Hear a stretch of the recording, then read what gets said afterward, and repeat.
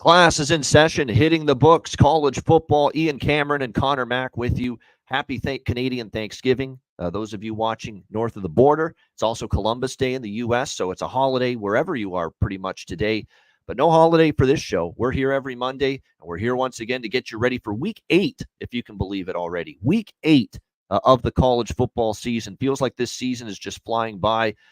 We had another interesting week last week in college football.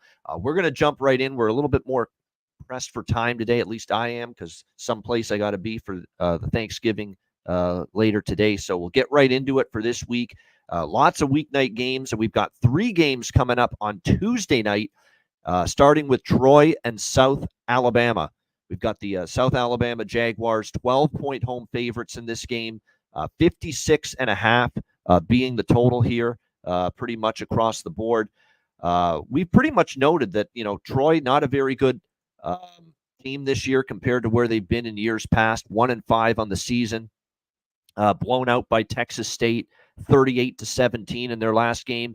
Their only victory was against Florida A&M. They have not beaten an FBS team this year. 0-4 straight up against FBS opponents, and only 1-point spread cover. And these losses to FBS opponents, I mean, they lose outright to ULM by 4. That was the closest margin of defeat. Memphis, they lost by 21. Iowa by 17. Texas State by 21. It's been a rough go here for Troy this season. They take on a South Alabama team that offensively, we like them. Defensively, they've had some warts at times. They are coming off a very surprising offensive performance, though. Arkansas State, they lose 18-16. I know their quarterback, Gio Lopez, has had some injury concerns, been banged up at least a little bit, tried to play through it.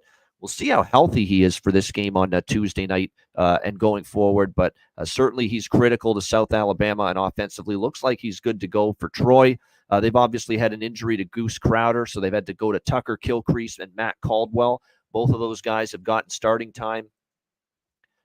It's a really tricky game because, South Alabama, I don't know if they've got the consistency on the defensive side to want to lay 12, but Troy's a tough team to back right now. They really are, but they are going into conference play. They did face a tougher slate. Has it toughened them up?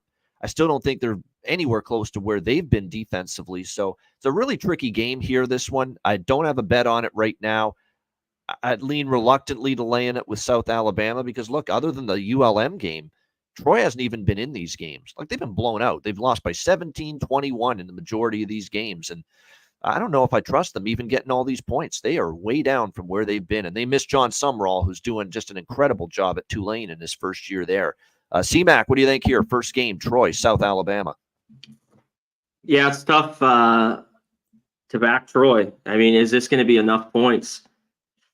I'm not so sure.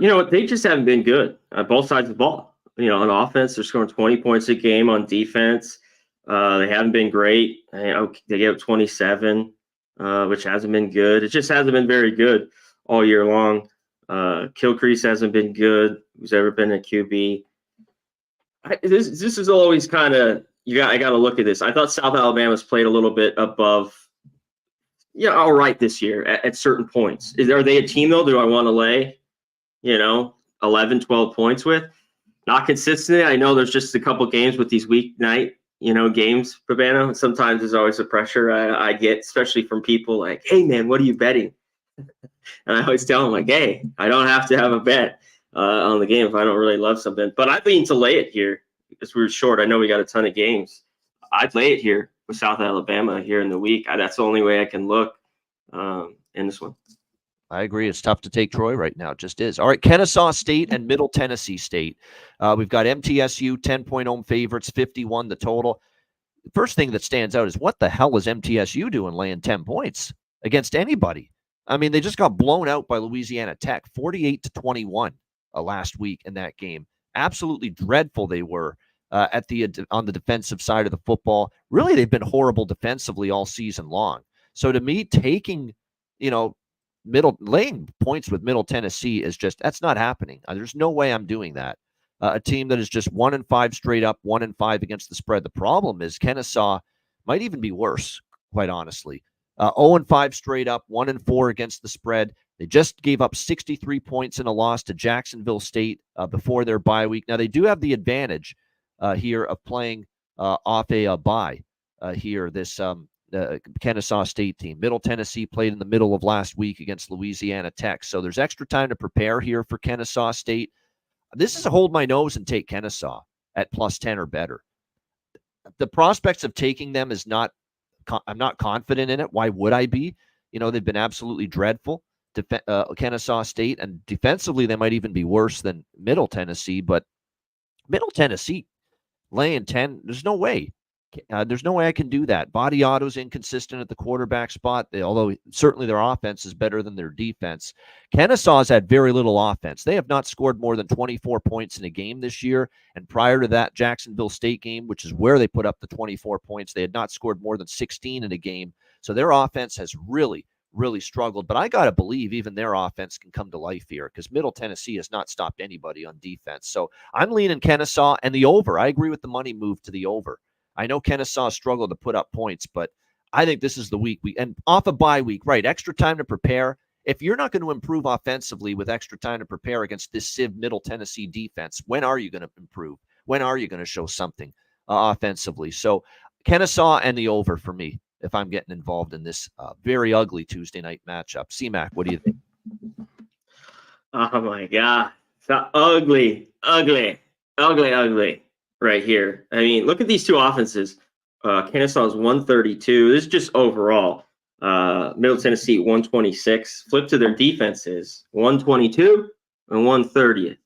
I mean, what gives here? The shit offense, the bad defense. Is that I always find that sometimes there's points and sometimes there's not when this happens because the offense is so bad, but the defense is awful. Like, what do we get in the end in a game like this?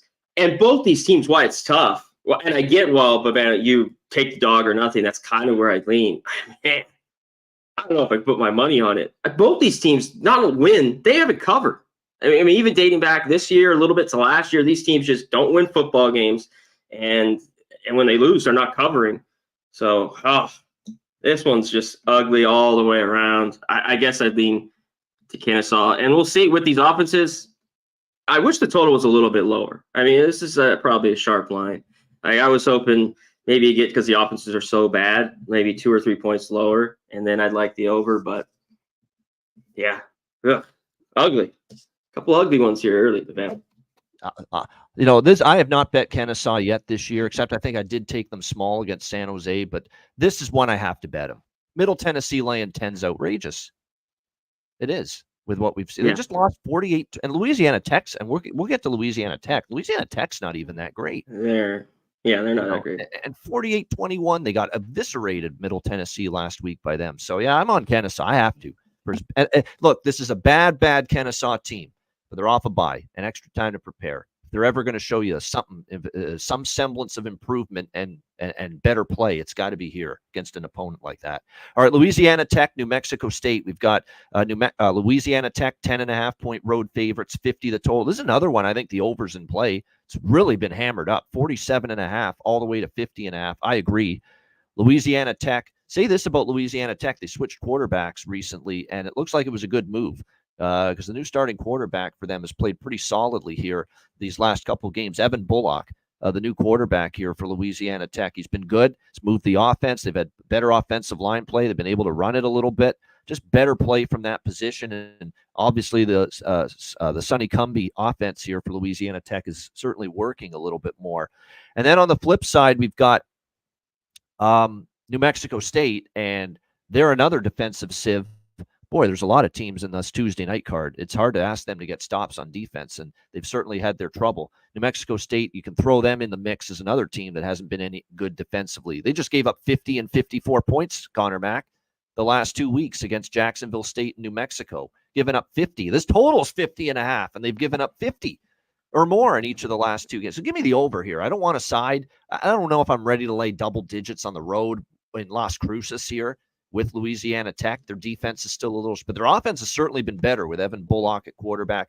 Problem is New Mexico State's offense is not always, other than the 40 spot against New Mexico, they have had trouble moving that football. Their quarterback, the Italian stallion, Marucci, struggled big time. And the guy that he replaced, Parker Awad, he's definitely someone that we'll have to we'll have to see how he got replaced for a reason. He was struggling. Then they go to Marucci and they find out he's not really any better. They went back to Awad last week against Jacksonville State, but against Louisiana Tech's defense and being at home, I'm going to have some faith that New Mexico State and Tony Sanchez can orchestrate some semblance of offensive success here in this game. So I like the over. It's my only stance here in this game. I don't want either side. Just looking at the total. C-Mac, what do you think?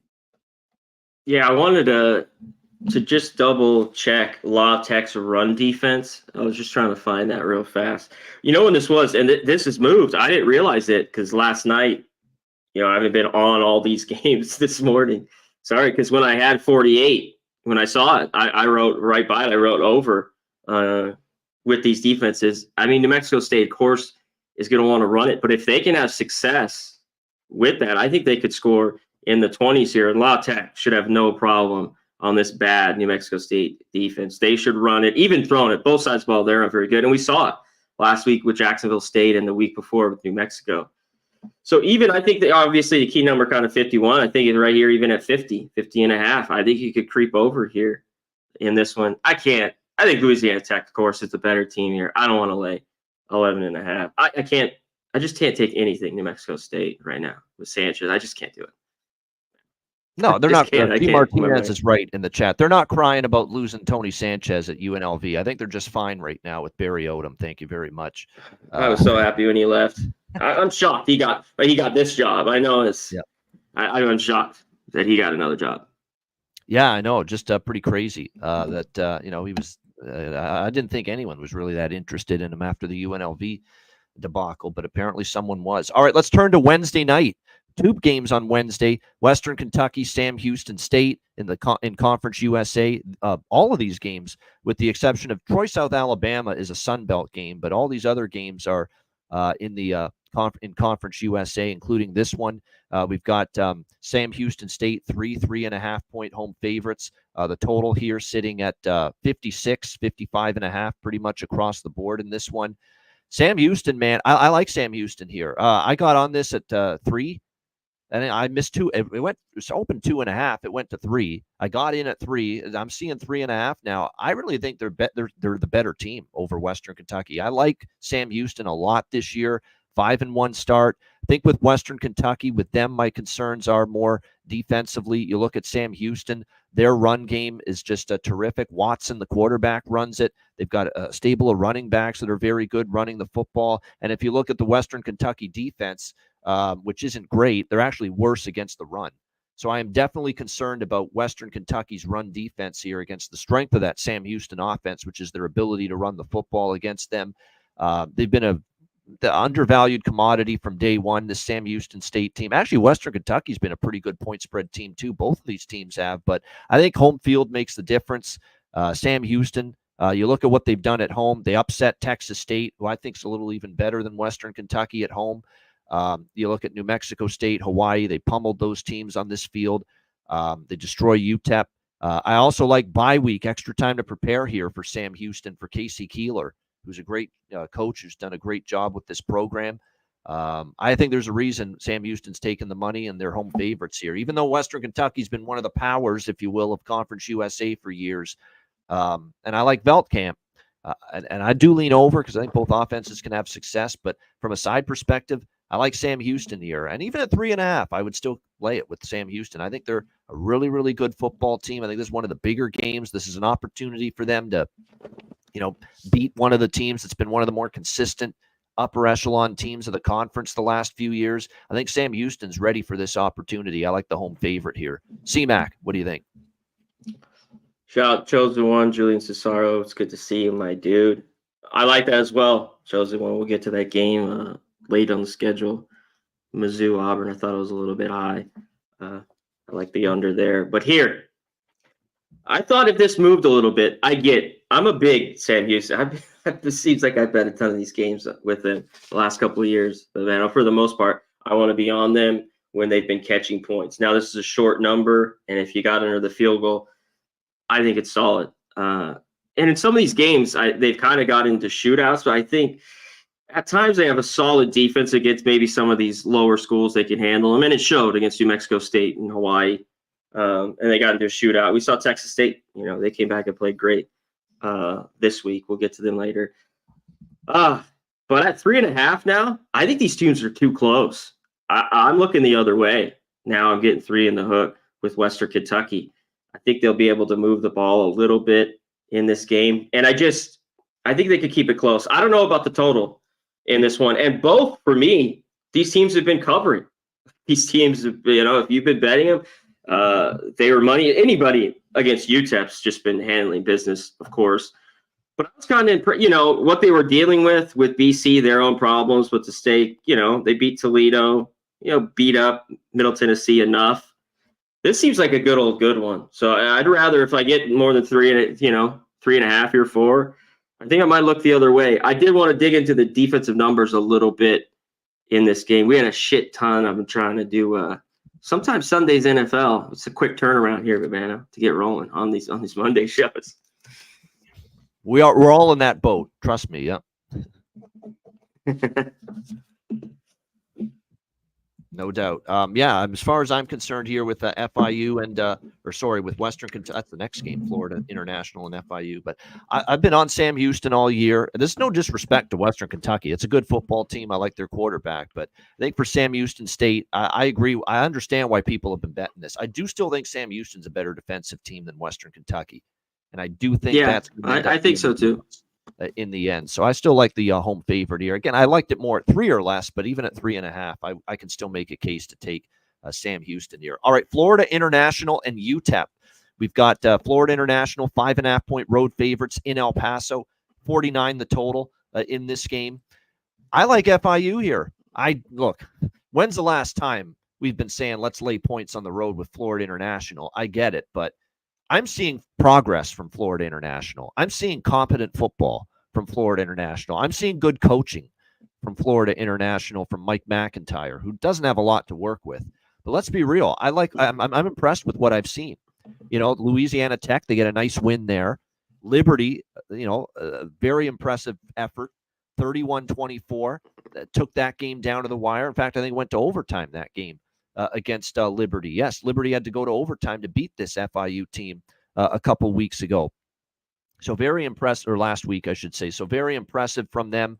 Their quarterback is solid. He's capable. Keywan Jenkins can run the football a bit. Owens, the running back, is pretty solid as well. Let's give Florida International their due. They're definitely showing improvement, and they're well coached too. Mike McIntyre is someone going back to when he was at Colorado and his previous stints. Always San Jose State. I always thought he was a pretty solid coach. He tried to got the most out of his players. I think FIU here, again, are they the type of team we're used to seeing them being favored on the road? No, that would be the one concern, right? When's the last time they've been road favorites? It's probably been a long time. And are they ready to be trusted laying points on the road?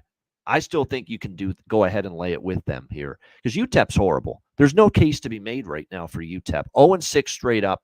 1-5 against the spread. They're giving up points in bunches every single week. Their offense, doesn't matter who they throw in at quarterback. Skylar Locklear, Cade McConnell, it doesn't matter. They're not good enough offensively to make up for the defensive issues. I think Florida International is capable of winning this game here against UTEP, and I expect them to do so by margin. Because you look at UTEP, the losses by 27 at Western Kentucky, by 20 to Sam Houston, by 10. Colorado State's not even that great this year. They lose by 10 in that game. They lose by 18 at Liberty. They lose outright to Southern Utah. They lose by 33 to Nebraska. So they've been non-competitive in the majority of their games. We're only asking FIU to win by a touchdown here. I think they can get that done. C-Mac, what do you think?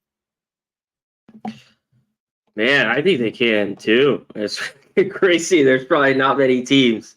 There's been no fight. It's like where to try to find it with UTEP. At least home in the past few years, they've been able to cover, some of these games. And you mentioned McConnell. He wasn't the answer. I could have told you that.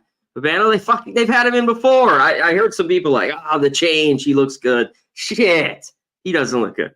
That was awful. What I like in this is FIU, which will they'll have success, is running the football, and they just need to continue to do that with this bad UTEP defense. But you know what I like even more?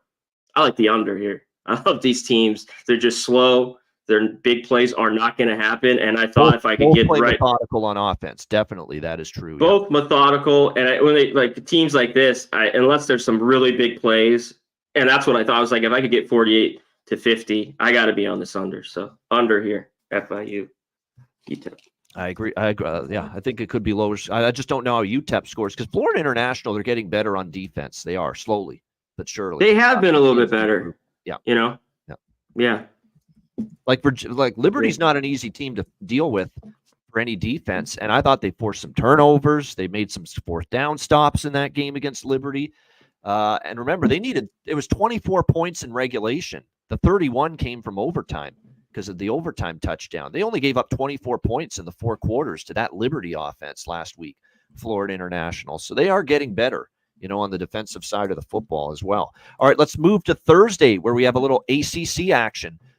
Boston College, Virginia Tech. Virginia Tech 7-point home favorites, 49.5 the total here in this game. Obviously monitor the status of Castellanos. Thomas Castellanos, the quarterback for BC, has been banged up a little bit. We'll have to see if he plays in this game. Meanwhile, you've got obviously Virginia Tech, who there were some games early in the year. It's like, what's wrong with Virginia Tech? Well, we're finding out Vanderbilt's pretty good, so that loss doesn't look so bad. They did struggle with Marshall, but they beat down the Rutgers loss is the one that is a head scratcher because they had that game in hand and they kind of blew it late. But man, they've been impressive now 2 weeks in a row. Miami, it could have easily won that game against the Hurricanes. We'll see how this one plays out, but they could have won that game against Miami. It was there for the taking, and they just fell short. They go to Stanford last week on the road, West Coast trip, no problem whatsoever. Blow out the Cardinal 31-7. So we'll see how they fare here in this game. Both of these teams have a bye going into this game. BC lost 24-14 to Virginia. Castellanos did play in that game, did struggle a bit. And the BC defense struggled in the fourth quarter. They gave up 14 unanswered points, albeit one was a defensive touchdown to Virginia. In that loss, they'll look to bounce back.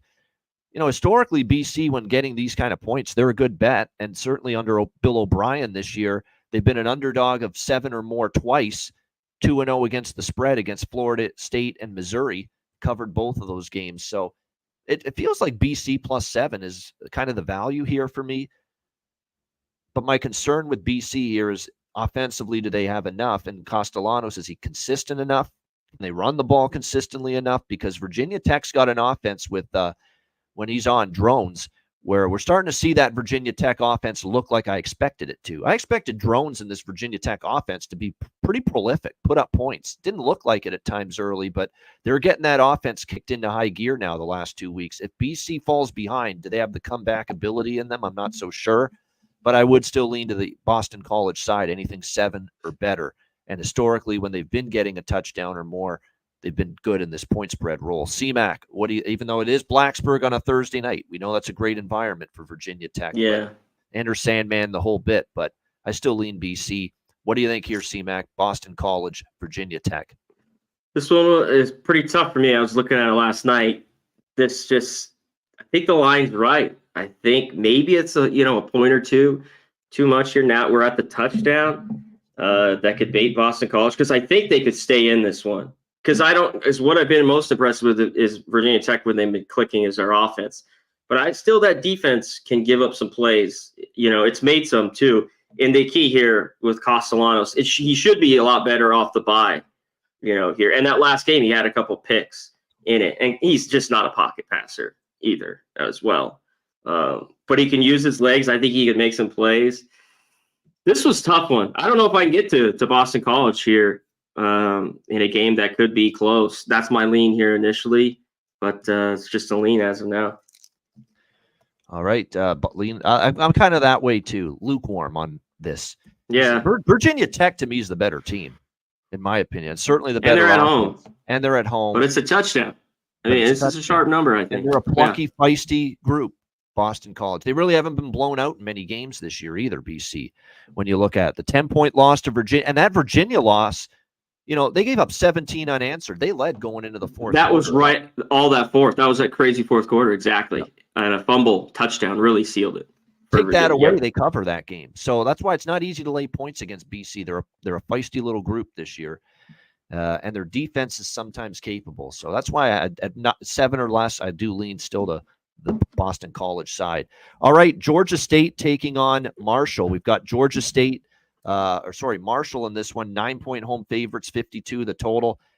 I thought it was a great spot for Georgia Tech bye week last week, facing Old Dominion, who I thought, yeah, they're improved, but are they going to win again? And it was just not good enough from Georgia State. They were very disappointing to me in that game.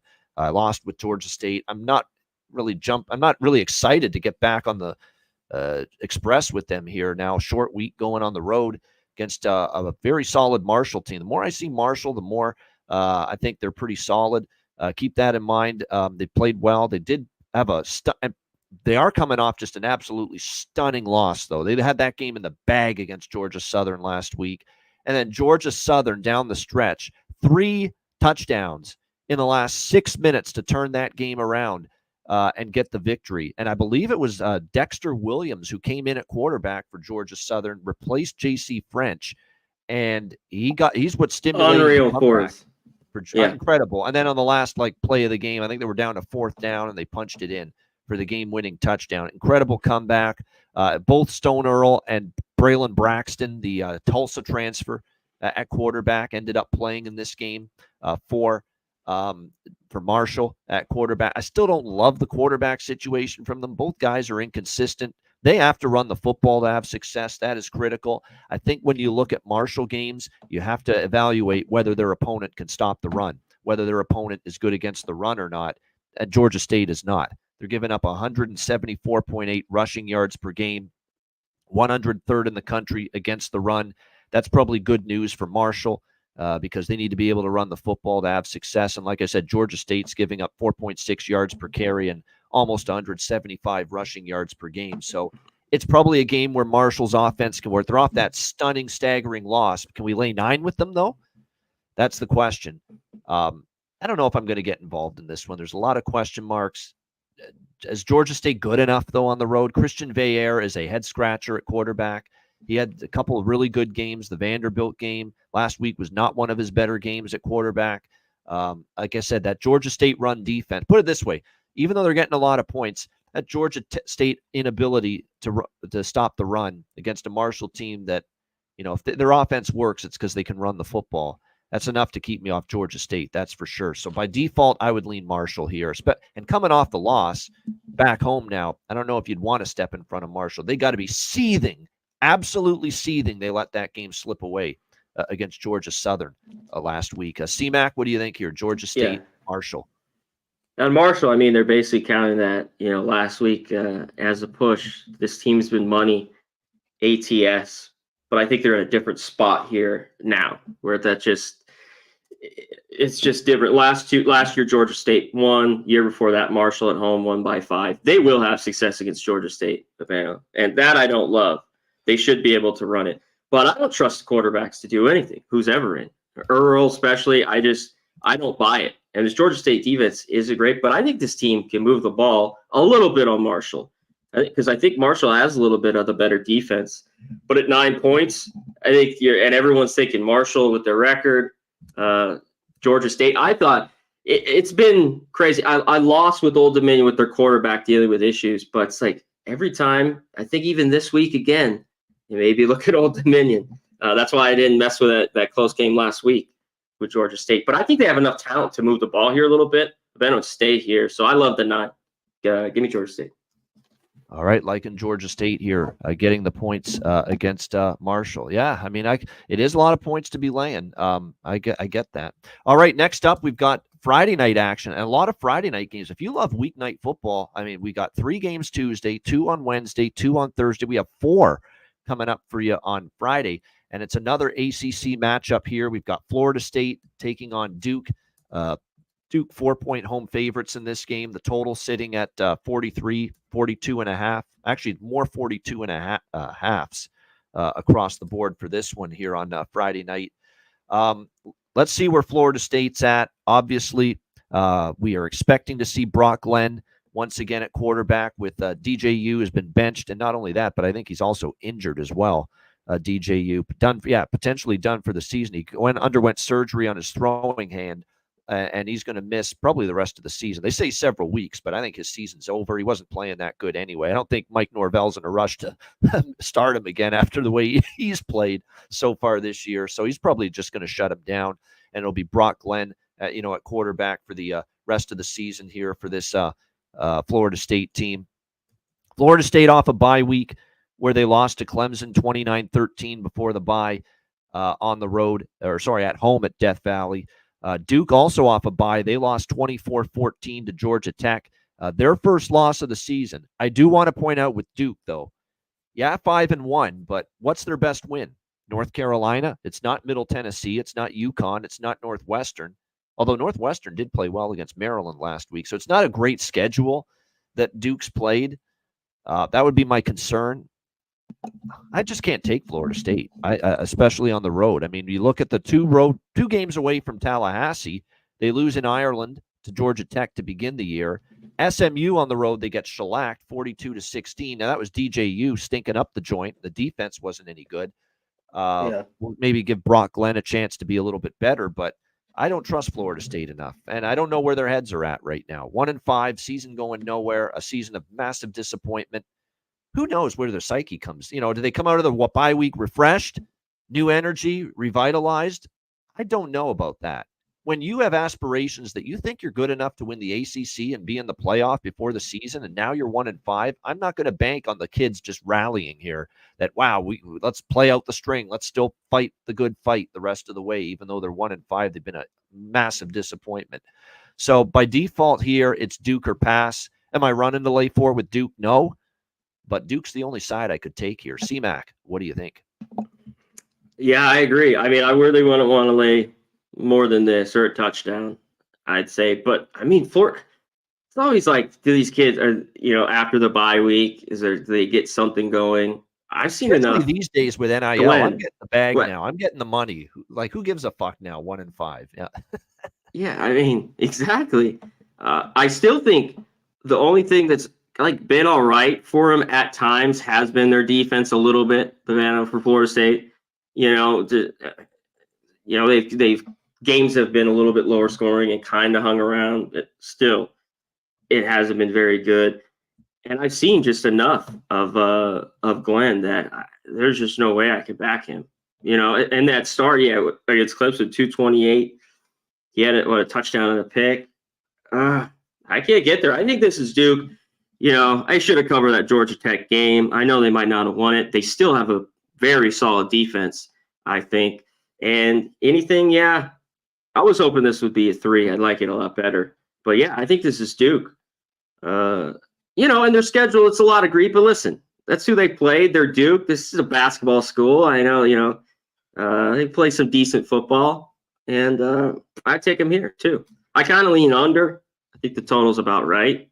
So it's always tough wanting the favorite and the under if you bet it, you would need the 21-16 type game or something like that. But I don't, Now, I will say this, 8-0 straight up, 7-0-1 against the spread. That's Florida State head-to-head over Duke the last 8 meetings. So you've got to overcome some damning series history if you're going to take Duke here. But you almost beat have them to up. But there's been no team like this. I mean, there hasn't been this bad a Florida State team in at least a while. But that's the thing. And Duke's a little better. Yeah, I agree. You almost have to disregard those last 8 games because Florida State's a totally different team. They're terrible. They're way down. And who the hell knows where their mindset's going to be for this football game? Especially with, as Chosen One says in the chat, they got the one game they could actually rise up and give a shit about and really want to play well is Miami. And that's next week. So is this Duke game as important for them? I don't know. So, yeah, for me, it's Duke or pass. Like I said, I'll probably have a small bet on Duke. It's going to be nothing strong, but, yeah, you couldn't get me to back Florida State right now, and especially, again, with Miami on deck. All right, Oregon. You got to see it, too, but I don't think just lit your money on fire for the most part. That's exactly what they've done. And at least you've cashed a few times with Duke so far this season. All right, Oregon and Purdue. Oregon, 27-point road favorites. The total sitting at 58.5 across the board. I mean, Illinois almost a Brett Bielema special. I mean, how the hell Purdue got back into that game, and Illinois had to survive for dear life to beat Purdue. But for the first time in weeks, We saw a pulse finally from the Purdue Boilermakers. And really, it was their defense still is ass. It's terrible. It's embarrassing how bad their defense. They give up 50 points again for the second straight week. But offensively, I did not see that coming. And I've got to give their quarterback, Ryan Brown, a lot of credit. He ran with the football a ton. I didn't know this guy was that athletic, man. He had 118 rushing yards to go with almost 300 passing yards. What the hell is wrong with this coaching staff? This guy looked great last week against Illinois. You had this stiff Hudson Card out there sucking it up, sucking the life out of the team, stinking it up every week. And you had this guy behind him, and you didn't play him until last week, and you only played him because Hudson Card was injured. I mean, holy shit, how stupid can this coaching staff? You don't have to convince me Brian Walters is not the second coming of Bear Bryant or Nick Saban. You don't have to convince me of that. But nevertheless, that's absolutely absurd that Ryan Brown, after what I saw against Illinois, he looked great. He gave that offense a spark, and you stuck Hudson Card out there week in and week out for as long as you did. Man, I have to upgrade Purdue's offense with Ryan Brown. I got to assume he gets another shot with the 49 points and almost leading Purdue to a huge upset against Illinois last week. And you can't love the spot for Oregon. You're traveling 2 time zones over to West Lafayette, Indiana, off the win of the season, down to the wire. Great football game. One of the great college football games of the season. You can't get much better than Ohio State and Oregon. That game was incredible Saturday night. It had everything. He had big plays. He had special teams plays. He had a down-to-the-wire finish. You had controversy where Will Howard forgets how much time's off the clock, but it's not all on Will Howard. Will Howard's getting shit on by Ohio State fans, and I get it. He's got to know that I got to get the knee down so I can have time to call the timeout and at least attempt that field goal to win the game. He did screw up there. I get it. But the coaching staff has culpability too. Ryan Day and company, they mismanaged that shit too at the end. It's not all on Will Howard for what happened there, but a huge win for Oregon. They've stormed the field, obviously. This is not a spot you want to lay 27, on the road with them, obviously. But can you trust Purdue enough? Because Purdue defensively, if Oregon's even halfway awake and not asleep in this game, Oregon could score possession in this game against this Purdue defense. I like the over, actually, 58.5, because I think Oregon can still score, even in a potential letdown spot against this Purdue team, because that's how bad they are defensively. They can't keep up with this speed of this Oregon offense at all with what I'm seeing. But their offense, look, if they go back to Ryan Brown, they better after the way he played. I don't care if Card's healthy or not. You got to keep going with Ryan Brown after the way he played last week. They could probably put up some points here and certainly get through a back door potentially late. So I like the over more than anything here in this game. Yeah, I agree. This would be the 1 week I'm considering Purdue here, plus 27. But I'd feel better with Purdue team total than I would plus 27. Because I do think their offense with Brown showed some life and showed they were a lot better than with Hudson Card. But let's be real. That defense is giving up 52 to Wisconsin, 50 to Illinois. What the fuck is Oregon capable of against that defense if you're giving up 50s to the Badgers and to the Illini? That's what scares the hell out of me and should scare the hell out of anybody thinking about Purdue plus 27 here, even in a letdown spot, potentially for the road favorite. C-Mac, what do you think here? Yeah, well, we've seen it all. I know it's the sleepy spot after the big win, but they could sleepwalk, at least in the first half for Purdue. They've gotten their ass kicked. It happened again. What was weird about that, too, third quarter starts, they're at 24-3. They kick a field goal with like 10-something left, and then a big pass, touchdown, fumble recovery, touchdown. So you get 14 right there. Then Illinois goes like, I think, 3 and out. And then Purdue gets another field goal, but it was 27-20 like that, within like 7 minutes. It was fast. And they were right in that game. And then, man, but that was kind of quick because I look at these because I was thinking, what's Illinois doing? Playing, the classic prevent defense way up. And they kind of did. But I think you look at the team totals. I still think Oregon could get there like their first half. I know it's going to be high, but I think they could get there. I'm sure they'll be out tomorrow. We always do this Monday. And I don't know if I'm ready. Maybe, Oregon, we saw in the games before, those teams had better defenses, though. Michigan State, UCLA. It could hang around. This team doesn't. You know what I mean? Because they've gotten the lead and kind of sat on some of those games, real big. That's why I just look first half. I wouldn't mess around on anything else because I don't know what you get. Oregon puts up 35-40 and just sits on it and wins the game. So that's malpractice by Ryan Walters. I know it's only one game. Maybe he sucks this week, Ryan Brown at quarterback for the Boilermakers. Who knows? But that's malpractice if they knew he had that kind of, especially speed and ability to run with the football, because dual threat quarterbacks is the rage these days. You have a guy that can run at the quarterback spot. You give your offense that much better a chance for success. That they kept throwing out Hudson Card, who's been abysmal out there week in and week out, and they had this guy waiting in the wings, and they only started him last week because of the injury to Card, is ridiculous. It's absurd. It's bad coaching. But Ryan Walter's been a bad coach since he's gotten here to Purdue, so it doesn't really surprise me. Yeah, I was going to say, does it surprise you? Yeah, it does not. Not at all. It's a bad coaching staff. All right, Oklahoma State and BYU. We've got BYU, 9-point home favorites, 55.5 the total here in this game. BYU at home at night at Provo, that's a tough spot to bet against. I'll tell you that. Although it was a day game, an afternoon game against Arizona, they still won handily, 41-19. They're 6-0 on the season, straight up, and ATS. I ain't stepping in front of them. And I was on BYU last week. Retzlaff is good. They have a good run game with Ropati. And obviously they can get the LJ Martin as well. He's a good pass catcher as well. He can catch the ball. They have Darius Lassiter and Chase Roberts, outstanding receivers down the field for Retzlaff as well. It's a really good football. And their defense, man, it's getting better by the week. You know, Fafita and Arizona have a pretty good offense. Held them to 19. Shut down Kansas State here in this venue. 9 points in a 38-9 win. Shut down SMU when they went on the road and they beat the Mustangs. They struggled a bit at Baylor defensively, but no, their defense, other than that, they haven't given up 20 points, in any game this year, BYU. So, and Oklahoma State, I'm worried about them officially. The way they played, now they are off a bye. It's Gundy off a bye. I don't love betting against that usually, especially when they're a dog. But the warning signs are that this season's about to fall apart for Gundy and the Cowboys, because that Utah loss was crushing, and they did not respond after it. They let it linger, Cranberry style. Do you have to let it linger? They did.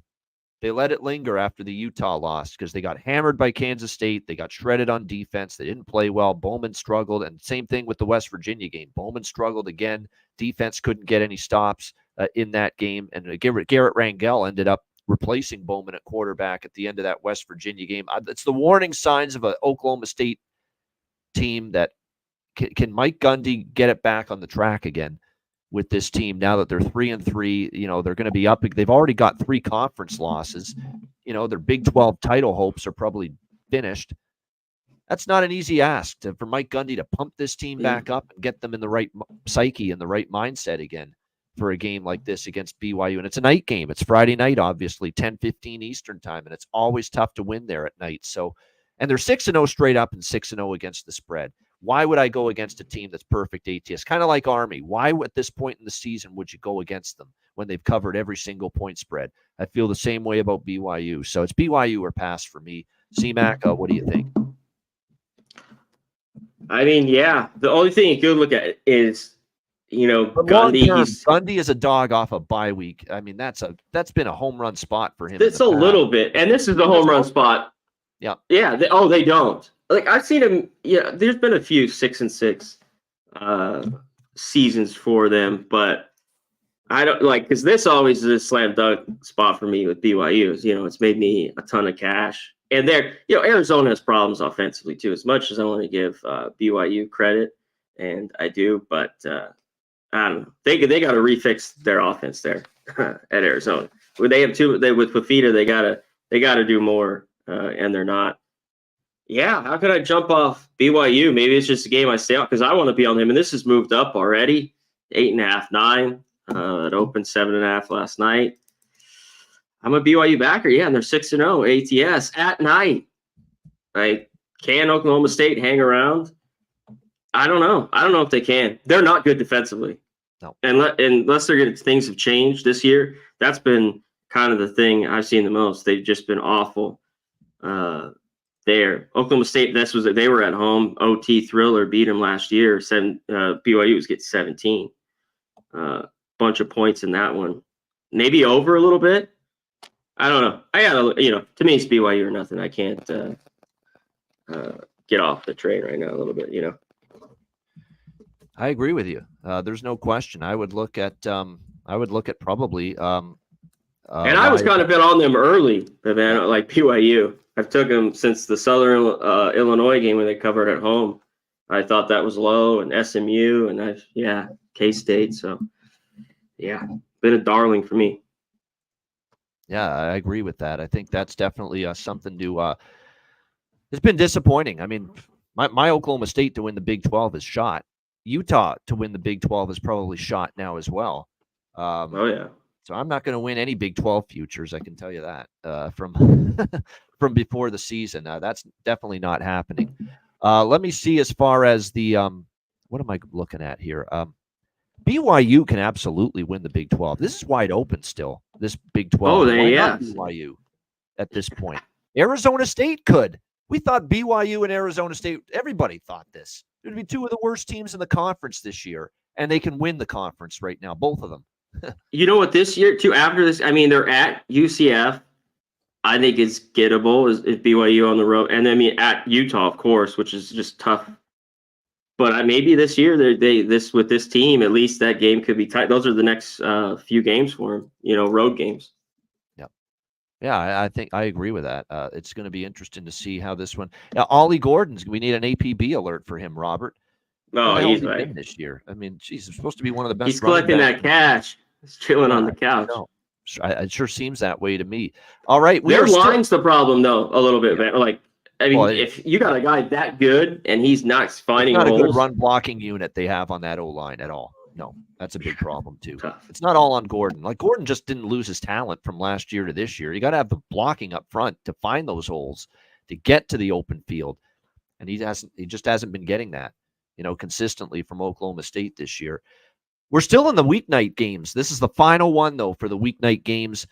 Fresno State and Nevada also on Friday night. We've got Fresno State 2.5-point road favorites, 51.5 the total in this game. Nevada's been one of those teams that's definitely surpassed most people's expectations. Even though they're just 3-4 on the season, 5-2 against the spread. They had that, very, very well played loss, competitive loss to SMU. They beat Troy outright as dogs. They lose a tough one by 3 to Georgia Southern. They had that bad game, tough spot, tough travel situation to Minnesota. They got shut out in that game 27-0, but they've covered 3 straight since then. A loss to San Jose State by 4 on the road, but at home they beat Oregon State 42-37. Fresno off back-to-back losses to UNLV and Washington State. Mikey Keene had a couple of bad interceptions in that game. Gilliam's a good running back. Key for them is can they run the football here against Nevada. Nevada's run defense so far this season has been better than their past defense. And I just like, the competitiveness we're seeing out of Nevada. Keep in mind, this is a complete and utter rebuild that they're supposed to be undergoing this season, this Nevada Wolfpack team. But in the very first year, Jeff Choate, I'm very impressed with what he's been able to get from this team. And they're going to be fired up in Reno for a Friday night game here, taking on Fresno. The money's come in on Nevada, too. Fresno opened a field goal and a 3.5-point road favorite. It's now below the key number of 3. So there's a lot of love here early in the week for Nevada in the betting markets. And I lean that way, too. You talk about Fresno, that's a couple of games. The defense, too, is starting to show problems again for Tim Skipper and the Bulldogs. And look, the Nevada offense, I'm still not the biggest fan of some of the quarterback play we see from them, from Brendan Lewis. They need to be able to run the football, and he is a great runner. He's just not a great passer. He only had 5 complete passes in that win against Oregon State last week. So the run game's got to work for Nevada to be able to have success offensively. We'll see if it does. I don't know if I bet Nevada below 3, but I do lean that way. They've been undervalued from day one. Meanwhile, that's now 3 losses on the season and 2 conference losses for Fresno. Their Mountain West dreams are starting to slip away. Don't like what I'm seeing from them, so I do lean Nevada. C-Mac, what do you think? Yeah, it's a big game for Nevada. Last year with those big numbers, I thought, and they covered some of those games, and I didn't know how bad they were. One thing, though, they got to be able to run it. Fresno's run defense, middle of the road. They give about 145 a game around there. Because Lewis just isn't going to throw it. They have to be able to run it.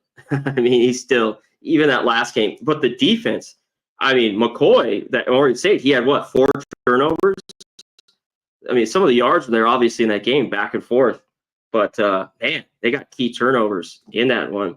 Because also Oregon State, time of possession even was over 10 minutes in that one. But here, Friday night, it seems like a good one. I mean, I think Nevada could get it. And what about the total? If the defenses are better and they're running, it could stay over, but under. But I don't know. I think Keene could have some success throwing it. Maybe this could slip over. But I think the only way you could look is Nevada. Ride it. Nevada at home here.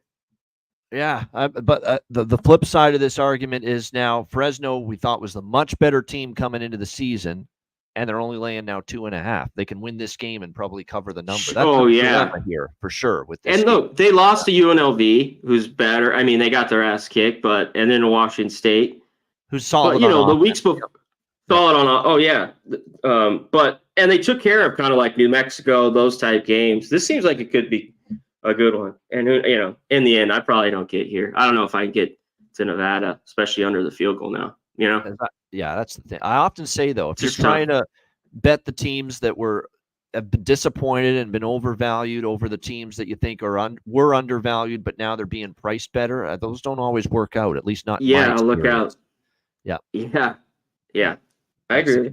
Sometimes, like the BYUs, for example, Armies, you don't say, wow, you know what, they've been undervalued all year, but now they're due for slipping up. And I kind of feel that way here, with Nevada. Yeah, they've been undervalued. Is this the spot they slip up? Maybe, maybe not, but I don't think I'm ready to bet it. That's for sure. Bet against Nevada. All right, let's move to Saturday. We've got UCF and Iowa State. Iowa State 13.5-point home favorites, 48.5 the total. I'll be honest, I'd consider laying it here with Iowa State. This is a team that's fallen apart. They're in shambles, UCF. I cashed a ticket wire to wire. Cincinnati led start to finish. I know they didn't pull away. The offense kind of struggled. It wasn't the best game from Brendan. It was by far Brendan Sorsby's worst game at quarterback for Cincinnati this year, and they still won. That offense has just completely stopped working for Gus Malzahn and company. I mean, they don't move the football. They don't score points anymore these last few games. And now you got to go to Iowa State. It is a night game in Ames, Iowa, so that's probably a benefit. This favorite or pass for me. I'm not a big lay double digits type of better, but I'll do it when it makes sense. And to me, it makes more sense to take Iowa State laying the points than with UCF. They're the better defense. They might even be the better offense right now, because I like the way Rocco Becht and company pulled away from West Virginia. That was a tough environment. It's not easy to play at Morgantown Saturday night, but they pulled away from West Virginia. Yeah. They shut down Garrett Green and a pretty capable Mountaineers offense. Yeah, right now, I mean, it's difficult to get my money behind UCF. C-Mac, what do you think? This is tough for me because I was impressed. That was a really good win, I thought, and the defense showed up, especially in the second half for Iowa State against West Virginia in that game. Didn't kind of get anything going for Green. That was not good. Double digit, UCF, that was rough. The offense, you're right. I mean, where has it gone? Where are you? Earth to the offense here the last couple of weeks. Where's the whole thing? Where's Jefferson? Where's the offensive line play? Where's R.J. Harvey? Where's the whole lot of them? Where is it? Where did it go? I have no idea. Yeah, Iowa State's better here. Do you want to lay 2 touchdowns? I don't really. This game's a pass for me. Is UCF going to wake up this week? I can't do it. Not right now. And those are 2 teams in a row that they lost to, Florida and Cincinnati. That's not the 85 Bears defense that either of those teams has. And no, I mean, yeah. Football, in those 2 games. So something wrong, big time, with what we're seeing right now from that UCF team. We know their defense isn't great, but their offense is that's the puzzler. That's the head scratcher. What has happened to them on the offensive side of the football here going into, and who's the quarterback going to be moving forward as well? Because, there's definitely some concerns that Jefferson's taken a pounding, and they might have to replace him, not just due to injury, but maybe due to performance as well. So there's a lot of questions that have to be answered right now to see what can be done to suddenly solve this ailing UCF offense. And that's something definitely to keep an eye on before this game takes place on Friday night. Ja'Kurrie Brown's in line, it looks like, to start here because he replaced KJ last week for a bit, and it looks like it's his job now. So, we'll see if Ja'Kurrie Brown can be the answer. I'll have to see it before I believe it on the road, though, against a pretty good defense. Yeah, totally. All right, Wake Forest. And there's been money. Undefeated, 5-1 ATS. Yeah, Wake Forest and UConn. UConn 2-point favorites, 58 the total in this game. I'm on UConn already. Wake Forest, this is a horrible defensive football team this year. They can't stop anybody. And if their offense doesn't score 30 points, they don't win because they're giving up 30 on defense. Now, UConn's not the best offense in the world, but, I mean, how do you have any faith in Wake on the defensive side of the football right now? They are struggling mightily. They have very little pass rush. They give up big plays. And UConn, look, they're off a bye week as well, which is an advantage for Jim Mora Jr.'s team. They have that extra time to prepare. It was not an impressive win against Temple. They only won by 9, but still, Fagnano's back at quarterback. He's probably better than the guy that started before, who really, really struggled. This opened with Wake as a road favorite, as a 1-point road favorite. UConn's laying 2 at home. I agree with the move. Better defense for sure off a bye week as well. So I like UConn here in this game. And look, I'm going to be on another over. I get it with UConn. It's not the best offense Wake's played, but Wake is that bad on defense. They're giving up points to everybody and anybody.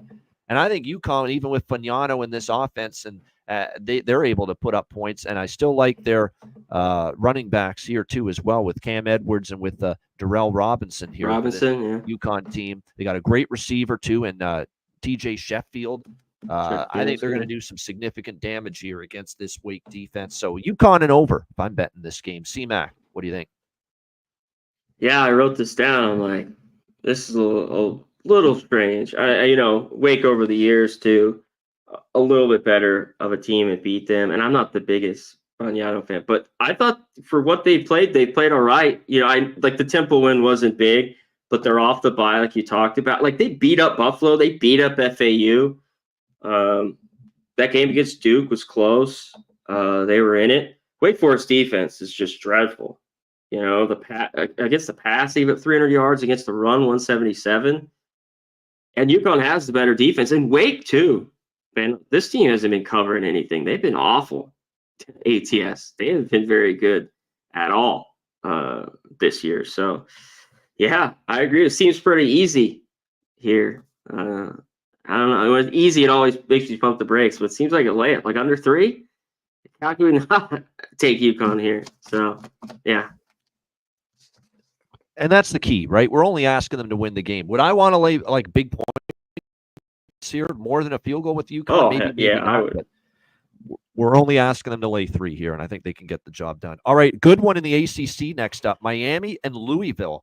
We've got Miami 4-point road favorites. The total in this game sitting at 61 across the board. I agree with the move to the over.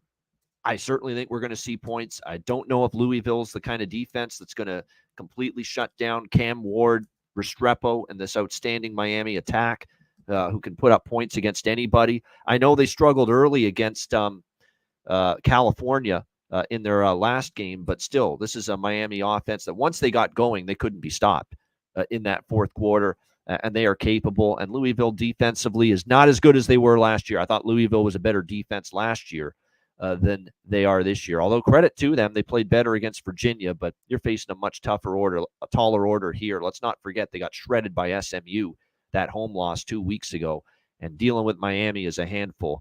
But this Miami defense, which started the season, shutting down Florida, shutting out Ball State, only allowing 15 to South Florida, but South Florida's offense is not what we thought it would be. Clearly, look at the way they played against Memphis last week, and look at the way they played all season, South Florida.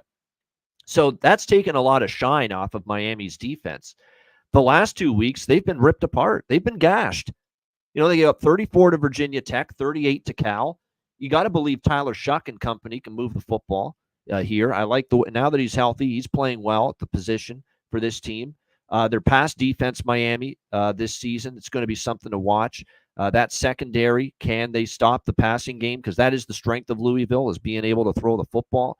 You know, when you look at this Miami Hurricanes team in terms of their pass defense, they've been very good against the run. They've been a little bit more leaky against the pass. So the Louisville offense should be able to function here.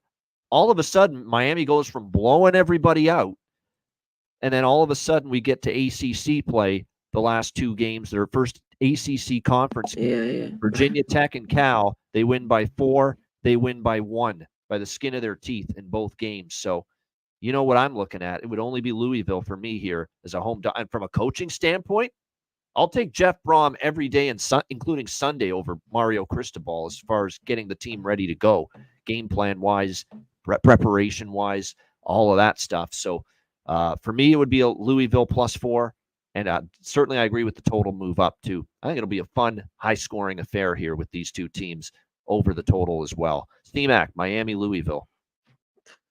Yeah, it should be. I think both these teams are going to be able to move the ball. Miami, after those games, I knew that, it would happen after the cupcakes. They start playing some real teams here. But the offense is still very good. But I don't know. Cam Ward, the offensive line's just been all right. There are playmakers everywhere. I faded Louisville the last couple of weeks. And it's cash, because I just don't think they should have been 7-point favorites. SMU, Virginia. I want them here at home, +4. Give me Louisville. I think there's points as well. I lean to this over. How could you not with these offenses? Shucks has had plenty of success. Louisville, I don't really love their defense, but I think it's all right. Give me Louisville here. I'll be on a money line as well, but I think this game's close. All right, next up, the 4 in your back pocket. Yep. All right, we've got Kentucky and Florida, SEC action. Florida, am I seeing that right? Yeah, Florida, 2.5-point home favorites here in this game. Total 42.5 in this game. How about Vanderbilt? We warned everyone last week. Everyone was betting Kentucky hand over fist like they knew the fucking final score. I said, hold on now, I get it. Vanderbilt's off the big win against Alabama. Everyone wanted to bet the letdown spot. And I said, be careful. Diego Pavia is an underdog ticket cashing machine against the spread. And sure enough, he proved it. They go to Kentucky. They win outright. No letdown, no hangover. Defense shut down a very one-dimensional, limited Kentucky offense. And Vanderbilt, man, one of the stories of the season, what they have done and what they continue to do. And Kentucky found that out last week. Just, I feel bad for Mark Stoops. He's got a pretty good defense. The offense is letting him down. It's letting him down big time. And it did once again last week. Only 13 points in that game. Struggles from Van de Griff. Struggles to get the run game going consistently. Sumo Kangbe just couldn't get off the ground. 12 carries for 59 rushing yards for him. Not what you want to see. It's tough to trust Kentucky right now in that offense, even against a Florida defense that hasn't been good. But the Florida defense is turning it around a little bit. They've covered 3 in a row. They beat up Mississippi State. They beat UCF. And then against Tennessee, now you could say Tennessee is kind of coming back down to earth a little bit here, but they still gave them a great game. They lost in overtime 23-17 to the Volunteers. Their defense is getting better. The big development from that Tennessee game was Graham Mertz, out for the season now due to injury. Got injured in that game. DJ Lagway had to take over, but they like DJ Lagway. He's still very raw, very inexperienced, but he is the quarterback of the future here for the Gators. And now he's going to get a full week of practice to get ready for this game. Now, it is a very good defense he's facing, but at least it's at home. We'll see how he fares here. I'm leaning toward Florida, believe it or not, at less than a field goal. Even though I know Kentucky's got the better defense, but Florida's defense has improved. They held Tennessee, an excellent offense, in check. They shut down UCF, and it's not like Kentucky's offense on the road is fully trustworthy. So, and look, to me, there's not a big gap. I mean, is there a slight downgrade from Mertz to Lagway? Maybe, but let's not act like Mertz is come on, an elite quarterback or anything. Lagway's got more mobility. If he gets practice time, he might be able to lead this team to victory. So I do lean Florida. I can agree with some people in the chat. While I do like Lagway and think there's potential, I don't think he's moving the ball up and down the field against this Kentucky defense and scoring points in bunches. But I don't know if Kentucky's moving it as well with what I've seen from them the last few weeks against an improving Florida defense. So I could get there with people thinking this game goes under the total as well. What do you think here, C-Mac, Kentucky, Florida? Yeah, as this Florida defense, really turn it around. And what's happened with Tennessee, we're going to get to them in just a minute. At Lagway, I mean, he did enough. He had that touchdown pass, but he had some bad throws when he came in. He is a little bit raw, but, I think the move's good. I didn't love the two quarterback anyways, even though it was mostly Mertz. Yeah, Kentucky, this is the thing. If they can't run it, there's problems. Because with Vanderbilt, he can't throw it. They can't do anything against a Vandy team, which I think their defense has gotten a little bit better. Through the last few games of Vanderbilt, where it was getting shredded a little bit early. This one's tough. It's in the swamp. I think Florida could win, but I think this game's tight. So I'm just off here. I don't want anything. Yeah, there's nothing wrong with that. Like I said, though, I'm seeing a pulse now. I actually think the players must like it. I had Florida. I had Florida plus 15 against Tennessee, so I was happy this weekend. Absolutely. We'll see how they fare here. And speaking of Tennessee, they're next up, but they look like they want Billy Napier around the players because they're playing like it. They know their head coach is on the hot seat. I mean, good for them because I thought he had one foot out the door. I know. I don't know if it'll be enough, though, honestly. I still think at the end of the season, they're probably making a change. All right, Alabama and Tennessee. Speaking of Tennessee, Alabama, 2.5-point road favorites, 56 the total. What do you make of this game and these two teams? Tennessee looked like world beaters. They lose to Arkansas all of a sudden. And then against Florida, they couldn't have been more unimpressive, especially on offense. What's happened to Nico Iamaleava and this explosive dynamic, throw the ball all over the yard, big play offense? I haven't seen it all of a sudden the last 2 weeks. Arkansas bottles them up. Florida bottles them up. There's problems. They just look totally out of sync all of a sudden, Tennessee. We'll see how they fare here. And on the flip side, Alabama gets, beaten by Vanderbilt, and then their life and death to beat South Carolina. They look like they put the game away. The onside kick somehow fall on the damn football. What the hell are they thinking? Just fall on the football and you would have recovered it. But South Carolina gives them another chance to win the game. But sure enough, they throw the interception on the last play, and that was that. And they hang on by the skin of their teeth, Alabama, to beat South Carolina, or else that close they were to losing 2 games in a row in back-to-back weeks. So neither of these teams is playing great, their best football coming into this game. But I think at the end of the day, I have a little bit more faith in Jalen Milroe and a little more experience than Nico Iamaleava, even though this game's in Rocky Top here, Knoxville. I have a little more faith in DeBoer than Heupel. Heupel, now that's 2 weeks in a row. It didn't look like his team was ready for the Arkansas game or even for the Florida game last week.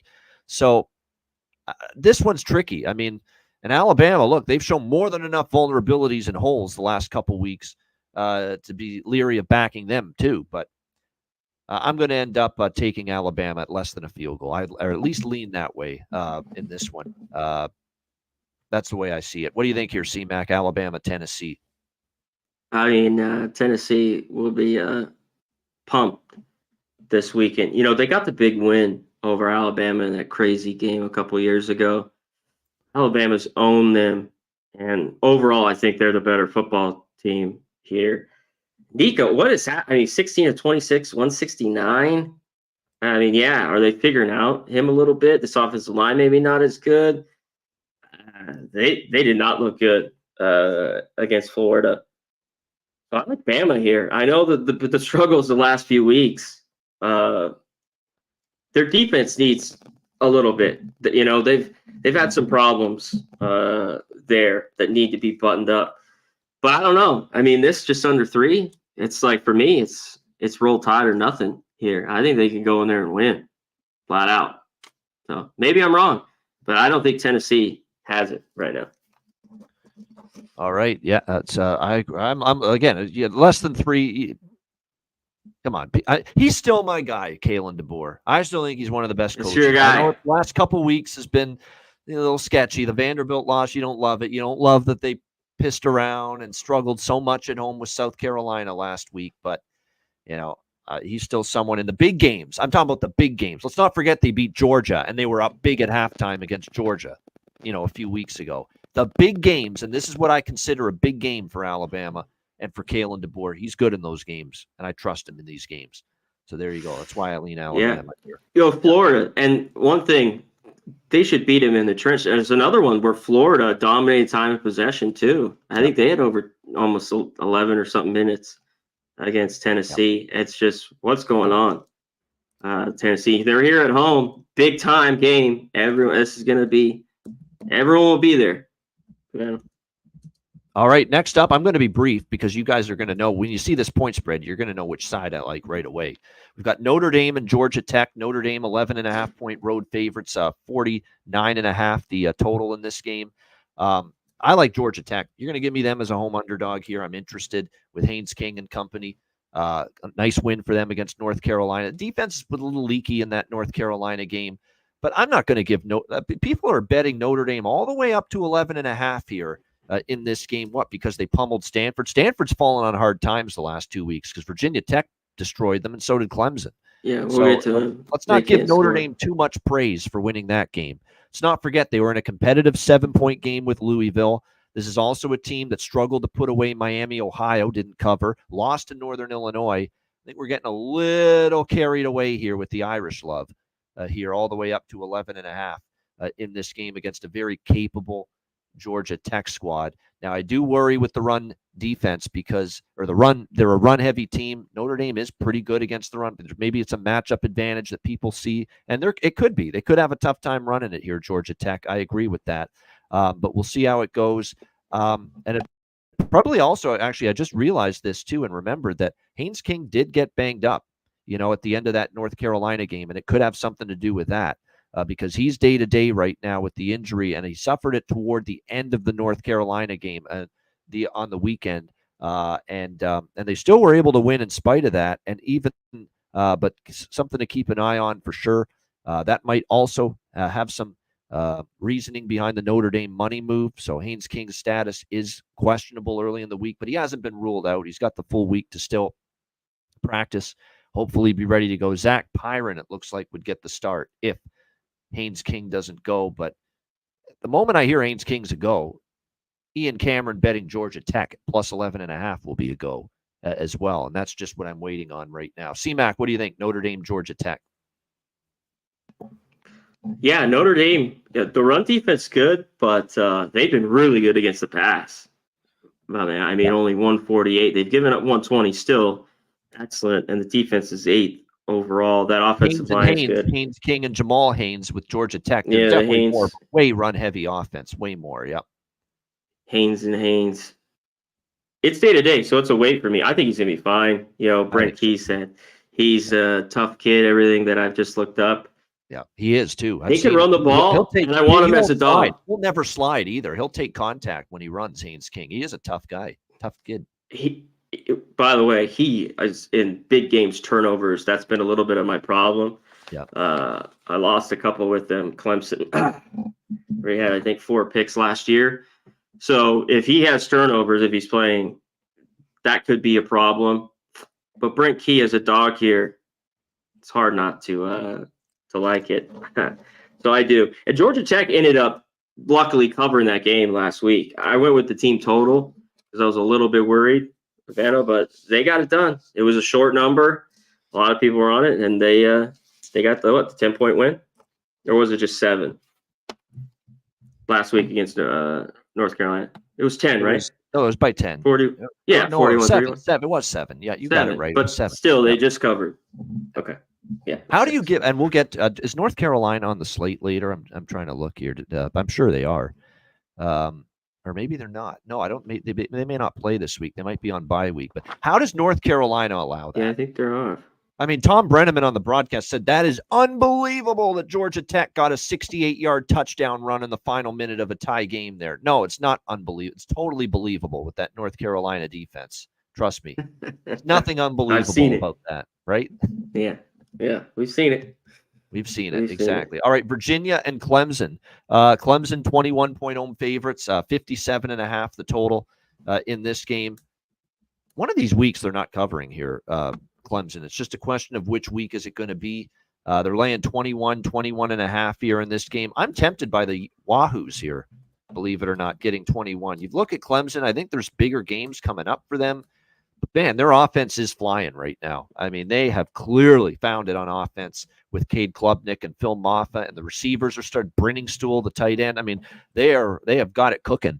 Dabo and company on the offensive side of the football. And really ever since the Georgia game, they haven't been stopped on offense. 66, 59, 40, 29, 49. They've just been putting up points every single week. Virginia's coming off a tough loss to Louisville, 24-20, but they've covered 3 in a row, and they've been a winning point spread team. We'll see if they can contain this Clemson offense. Easier said than done. Virginia's defense is kind of hit or miss. But Virginia's offense with Calandria here, can they put up enough points to stay inside a number like this? Clemson's got Louisville after this. So that is their next game following this Virginia game. And that's a pretty big game. Louisville, one of the better teams in the conference. Boy, oh boy. I know Clemson's been a house of fire, obviously. Not easy to step in front of them. 4-1 against the spread their last 5 games. They didn't cover at Florida State. But especially at home, they won by 26 against Stanford, 24 against NC State. It's a lot of points. This could be a little bit of a down spot. I lean Virginia. I like the over more. I got to admit. I mean, these overs for Clemson have been coming in. I think Virginia on offense can do enough against Clemson's defense to contribute with Calandria and company. And I think Clemson obviously should be able to get their share of points. I mean, the last 3 Clemson home games, the 3 other Clemson home games this year at Death Valley, they've scored 66, 59, and 40. So if you get at least that from Clemson in this game, you got a good chance to get the 17 to 20, 21 points maybe that you need from Virginia to send you over 57.5. So I lean Virginia. I like the total more, though, the over 57.5. I cashed with Clemson Wake over last week. I'll probably go back to the well with an over here in this one. C-Mac, what do you think? Yeah, that was a tough loss. A couple minutes left, and they didn't do anything. They had the lead over Louisville. Ron just put in the chat, he needs to be more consistent. He does. Yeah. I still think he's all right. This is a shit ton of points. I have to say, this is the best team they've played. Okay, so App State, NC State, it's just shitty. Stanford, awful. Florida State, and Wake. This will be their best team. So that's why I'm tempted with the 21.5. And I've loved what Clemson's been doing, scoring points. In another game, they could probably win by more than 3 touchdowns. I'm not so sure. What's their next game real quick? They're just at home at Louisville. Okay. Yep. Yeah, I'm tempted here with Virginia with the points, especially at 21.5. I think they have enough offense to maybe hang around. They've been a good road dog, too. I remember they were 20.5-point road dogs late in the year at Louisville last year. They lost by 7. The road underdog role for them, they've actually been – that's why I think this could They've been pretty good on the road. You're right. I mean, Wake's not very good. They beat them. They beat up Coastal Carolina. They have been pretty good, dating back to last year. Yeah. And it's very interesting that we haven't seen any money on Clemson. This open 21, it's stayed there for the first couple days that the lines have been out for this week. So that's telling right there. And it's my sense that maybe Virginia could stay inside the number here. All right, Arizona State and Cincinnati, 2 of the surprise teams in the Big Ten. I think a lot of people thought these were 2 of the worst teams in the conference on paper coming into the year, 2 of the bottom half teams at least, and it hasn't been that way. We've got Cincinnati, 3-point home favorites. The total sitting at 53.5 across the board. I don't think I'm going to have a play on this game because certainly from a situational scheduling standpoint, Arizona State, the big win at home Friday night national TV against Utah. The celebration after the Kenny Dillingham post-game interview was legendary, the way he was bouncing around there. But a great win for Arizona State. Not their best offensive game. Sam Leavitt kind of up and down in that game. But I'll tell you who was not down who was very up in that game, as in played great, was Scadaboo. He was absolutely phenomenal for Arizona State, running the ball, catching it out of the backfield. He did everything for them to pull them through to victory against Utah last week. Now, they are going on the road, and they've been a little bit worse on the road. They've been great in Tempe. I think they're perfect straight up in ATS at home this year, Arizona State. Yeah. But now going on the road, after a big win like that, it's a little tricky. I don't think it's the best spot in the world to back the Sun Devils. And Cincinnati's certainly been better than people think. Certainly they have the scheduling advantage here at home. Sorsby didn't have a good game, but their defense picked them up for a change. Usually it's been the other way around. The offense has been good. The defense has struggled. But last week, the offense didn't really get on track against UCF, but their defense carried them and picked them up for a change for the Bearcats in that game. I mean, if you're a situational bettor, you're probably leaning Cincinnati here, -3, making that trip all the way to Ohio, Arizona State for this one. But I respect the hell out of Dillingham and the way they're playing Arizona State. Even with the tricky spot, I don't know if I'm rushing to bet against them. So it's probably going to be a pass. C-Mac, what do you think here? ASU, Cincy. Yeah, these are these weird road games we're seeing now with, schools like Arizona State who have to go play Cincinnati in October, November. That game was excellent. I love that. That's where I bet them is at home, Havana. I've kind of faded them a little bit on the road, Arizona State. I mean, they were big. Defense got turnovers. Scadabo was really good. Levitt just had to be enough. But I think they could be in this game. I think Cincinnati a little bit too. Something with Cincinnati, even at home, playing even a field goal, I don't want it. I don't know why. I just don't with Soares. And he's been all right. The defense, UCF though's been pathetic offensively. And they lost in that shootout to Texas Tech. So yeah, I don't have anything. I think kind of Cincy. I think they can get the win. It's just, do you want to lay the field goal here?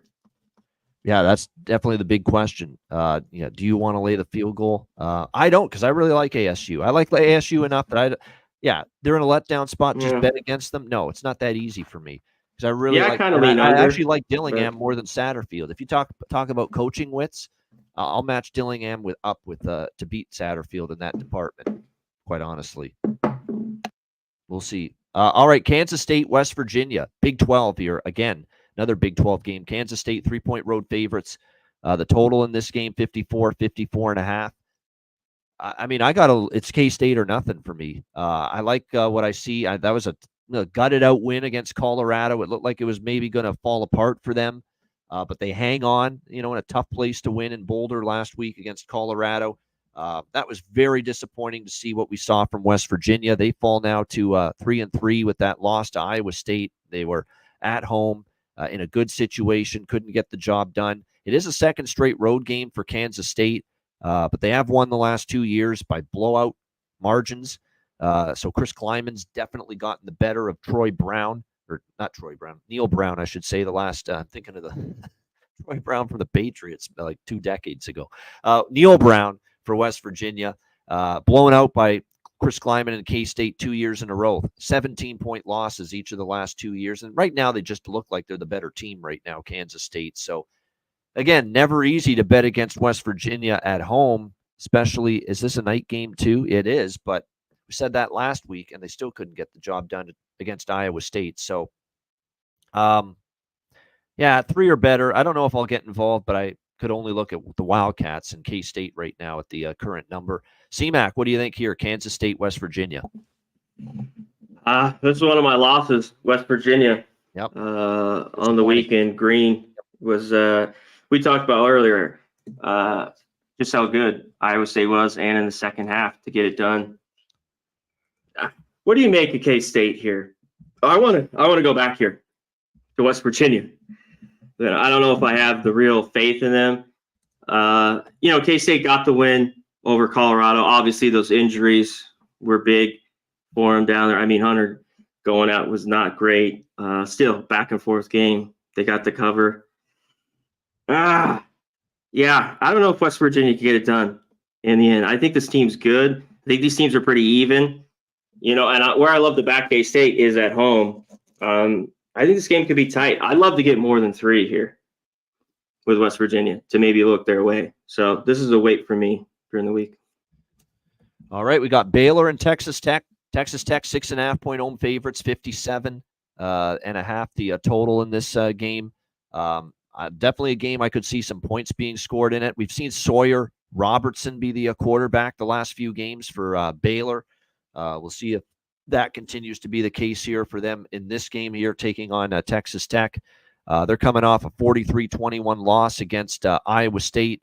Although it was the defense, once again, as it often has been for Baylor, that let them down in that game. They still got a terrible defense. They've given up 38, 34, 43 the last 3 weeks. They are off a bye week. Both teams are. So is Texas Tech, who had a nice road win at Arizona, 28-22 before the bye week. They've won 4 in a row. They've, after that bad opening to the year where they almost lost to Houston Christian, and then I believe lost to and then lost to, there's someone else they lost to. But yeah, they had a bad opening to the season, but they've been pretty solid here, this team. Yeah, the Washington State is the team they lost to, but 4 straight wins. Their offense is humming the last several games, led by, of course, Baron Morton, Taj Brooks, the great running back, Caleb Douglas leading them at receiver. The O-line has really been playing strong at a high level lately here for Texas Tech. We'll see if that keeps going. They've been very good here at Lubbock the last 3 games, winning against Cincy, Arizona State, and North Texas, 2-0-1 against the spread in those games. You look at head-to-head, they beat up Baylor 39-14 last year, won convincingly in that game. At less than 7, I definitely would only look at Texas Tech. They've been very good at home. Don't trust the Baylor defense enough. A Baylor team that has obviously been problematic on the defensive side of the football. It's probably a good over game too. I know it was only 53 points last year, but you look at Texas Tech at home this year, 85 points against Cincy, 52 against Arizona State. I remember that game. There were a lot of turnovers. There could have been more points in that game. And then North Texas with the 66 spot. So, I look at this as a game where we should see points. And I think Baylor can move the football too a little bit against this Texas Tech defense. I don't know if Baylor's stopping Texas Tech, though, especially Texas Tech at home where they've really been moving it on offense. So home favorite and over for me would be the lean here. CMAC, Baylor, Texas Tech.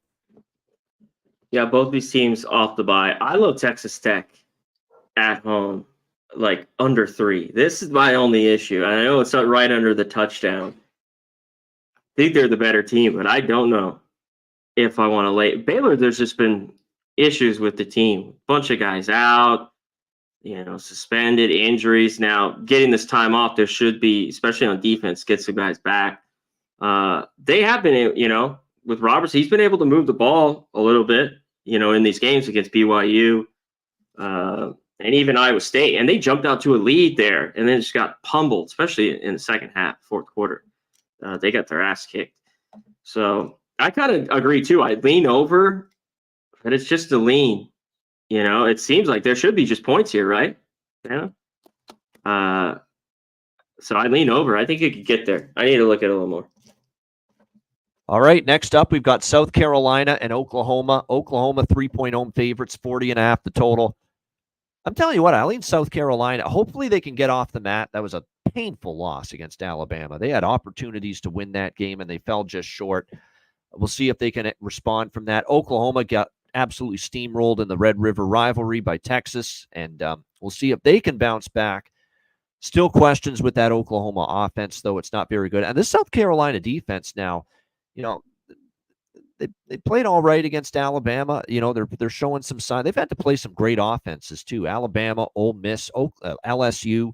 This is a bit of a step down in terms of offensive quality here against this Oklahoma team, which, their offense and the offensive line in particular continues to struggle. And Michael Hawkins, yes, he's a little more mobile than Jackson Arnold, but when you have a bad offensive line, eventually that's going to get you.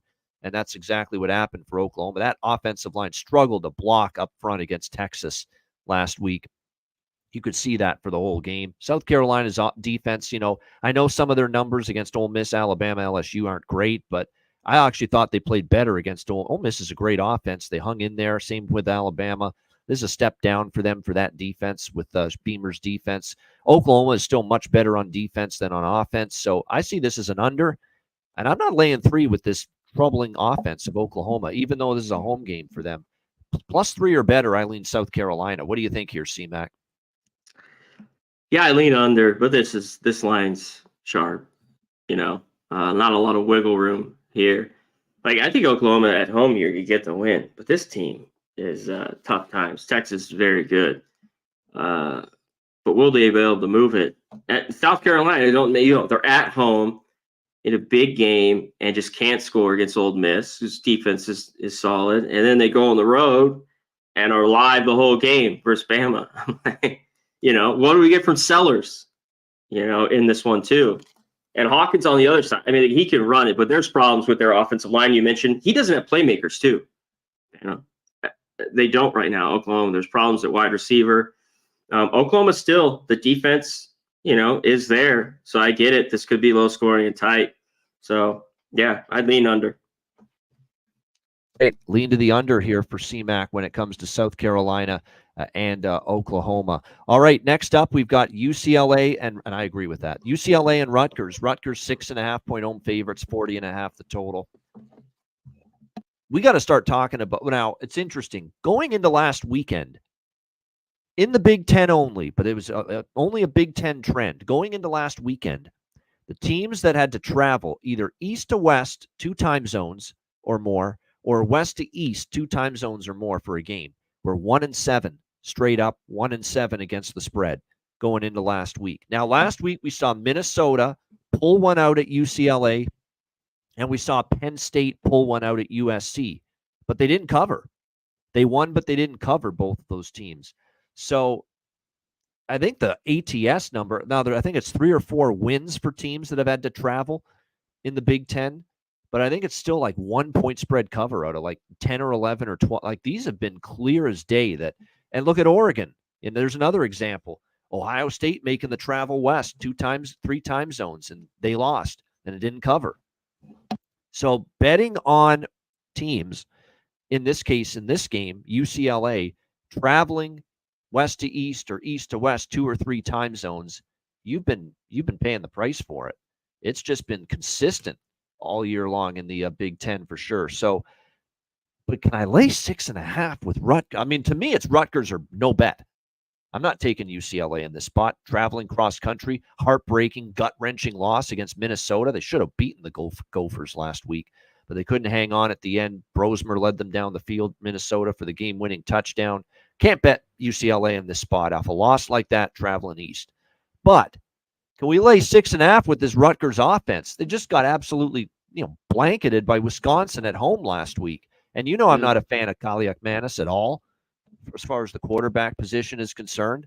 Yeah. So that's my only hang up here. Is there enough offense in this Rutgers team? Because UCLA is better on defense than they are on offense. UCLA is probably not going to move the football a lot here on the road against this Rutgers defense. But can I get enough offense from Rutgers to want to take them here? I mean, Kaliakmanis was a disgrace. 12 for 32 and an interception against Wisconsin last week. But this travel situation is a real thing. It's been terrible for these teams in the Big Ten, west to east or east to west travel. So it's Rutgers or pass, but I'm not giddy to lay this many points with an offense that looks pretty inept. CMAC, what do you think? This is the one I have to take the under on, even at this number. Yeah, Kaliakmanis last week. One thing, they never got to 3, Babano, so I stayed off because it got to 1, and I was just kicking myself I didn't take Wisconsin. That's 2 weeks in a row. I've been thinking about it too often. The problem with UCLA, pretty good again against the run. Holding teams to under 100. They give it up against the pass, but you got a guy in Kaliakmanis who can't throw it. So I don't know how much Rutgers is going to do here, and I don't know if UCLA can really do anything. And this you talked about going all the way to New Jersey. These travels are the shits, man. I mean, they're just going back and forth. This seems just like a dead under snooze fest. I couldn't lay it with Rutgers. They could win here by a touchdown or so, but just the under for me here. Yeah, I hear you. I could only look Rutgers, though. I know, boy, that offense, man, it leaves a lot to be desired right now. That quarterback stinks. It was bad. That's all there is to it. I mean, we saw it at Minnesota, and we're seeing it now at Rutgers with the Greek Stallion.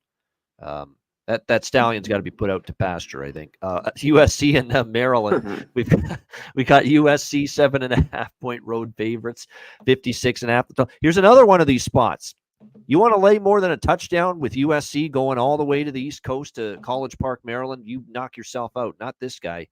I'm not doing it. And look, another gut-wrenching. That's 2 weeks in a row they've lost heartbreakers, USC. Now, credit to them.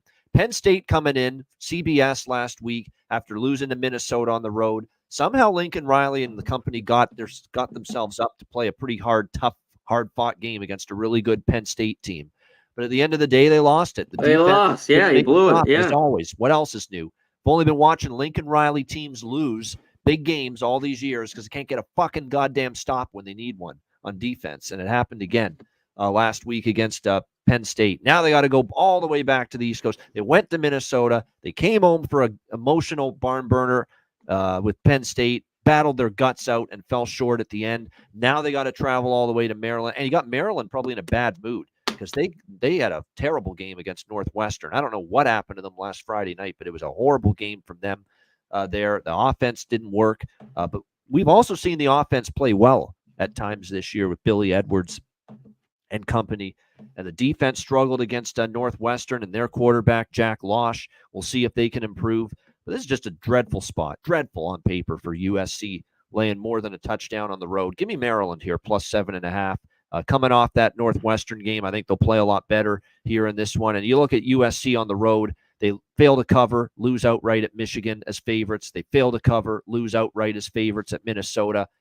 Don't be sprinkle on the money line here. I think Maryland can win the game straight up. Never mind just the plus 7.5. I think they play a lot better. They have a better game in them, Maryland, than they showed against Northwestern. I think Edwards and company have a better offensive game. Don't forget they got a good running back in Roman Hemby as well. Prather and Felton at the receiver spot. USC still can't get stops consistently on defense. Same old problem with them. So I like Maryland here plus 7.5. Lean over the total too, because I do think we'll see some points here. I do think Maryland's defense is not great still, and we saw that on display against Northwestern. And Miller Moss can probably still move the football here for USC against them. So the over, and I like Maryland here as a home underdog. C-Mac, what do you think? Yeah, I think SC could go in here after that just horrible loss and being up at halftime, just a horrible second half. Yeah, they're just going to get stops. I think they come in here and win, but I think it could be close. And Maryland off that dreadful. Okay, right away, they got just slapped in the mouth. You know, it was quick in that game. I mean, they were down 17-0, it seemed like, you know, right away. And Edwards, if you look at kind of the stats, they did all right. Northwestern got a fumble for a touchdown, I believe. Was it a fumble or not? Yeah, it was a fumble for a touchdown, not a pick. Yeah. So, and the defense played really, really well. I think they have a better effort. I'm not the biggest Edwards guy. He did have a pick there. They got to get Hemby going, which I think he could be able to run here a little bit. I do too. I lean here a little bit with Maryland, a team that you know, I don't bet a ton, Bavano, but as home dogs, I'm looking at them here this week. Yeah, I don't fault you for that at all. So yeah, definitely, I like that as well. All right, Michigan. We stay in the Big Ten. Michigan and Illinois. We've got Michigan 1.5 point road favorites, 43.5 the total in this game. We'll see what they do on offense. I don't know if there's anything they can do on offense anymore to fix it. You know, it's just not a good offensive team this year. You know, with everything they lost last year, quarterback play has been bad from doesn't matter who, Orgy or Davis Warren.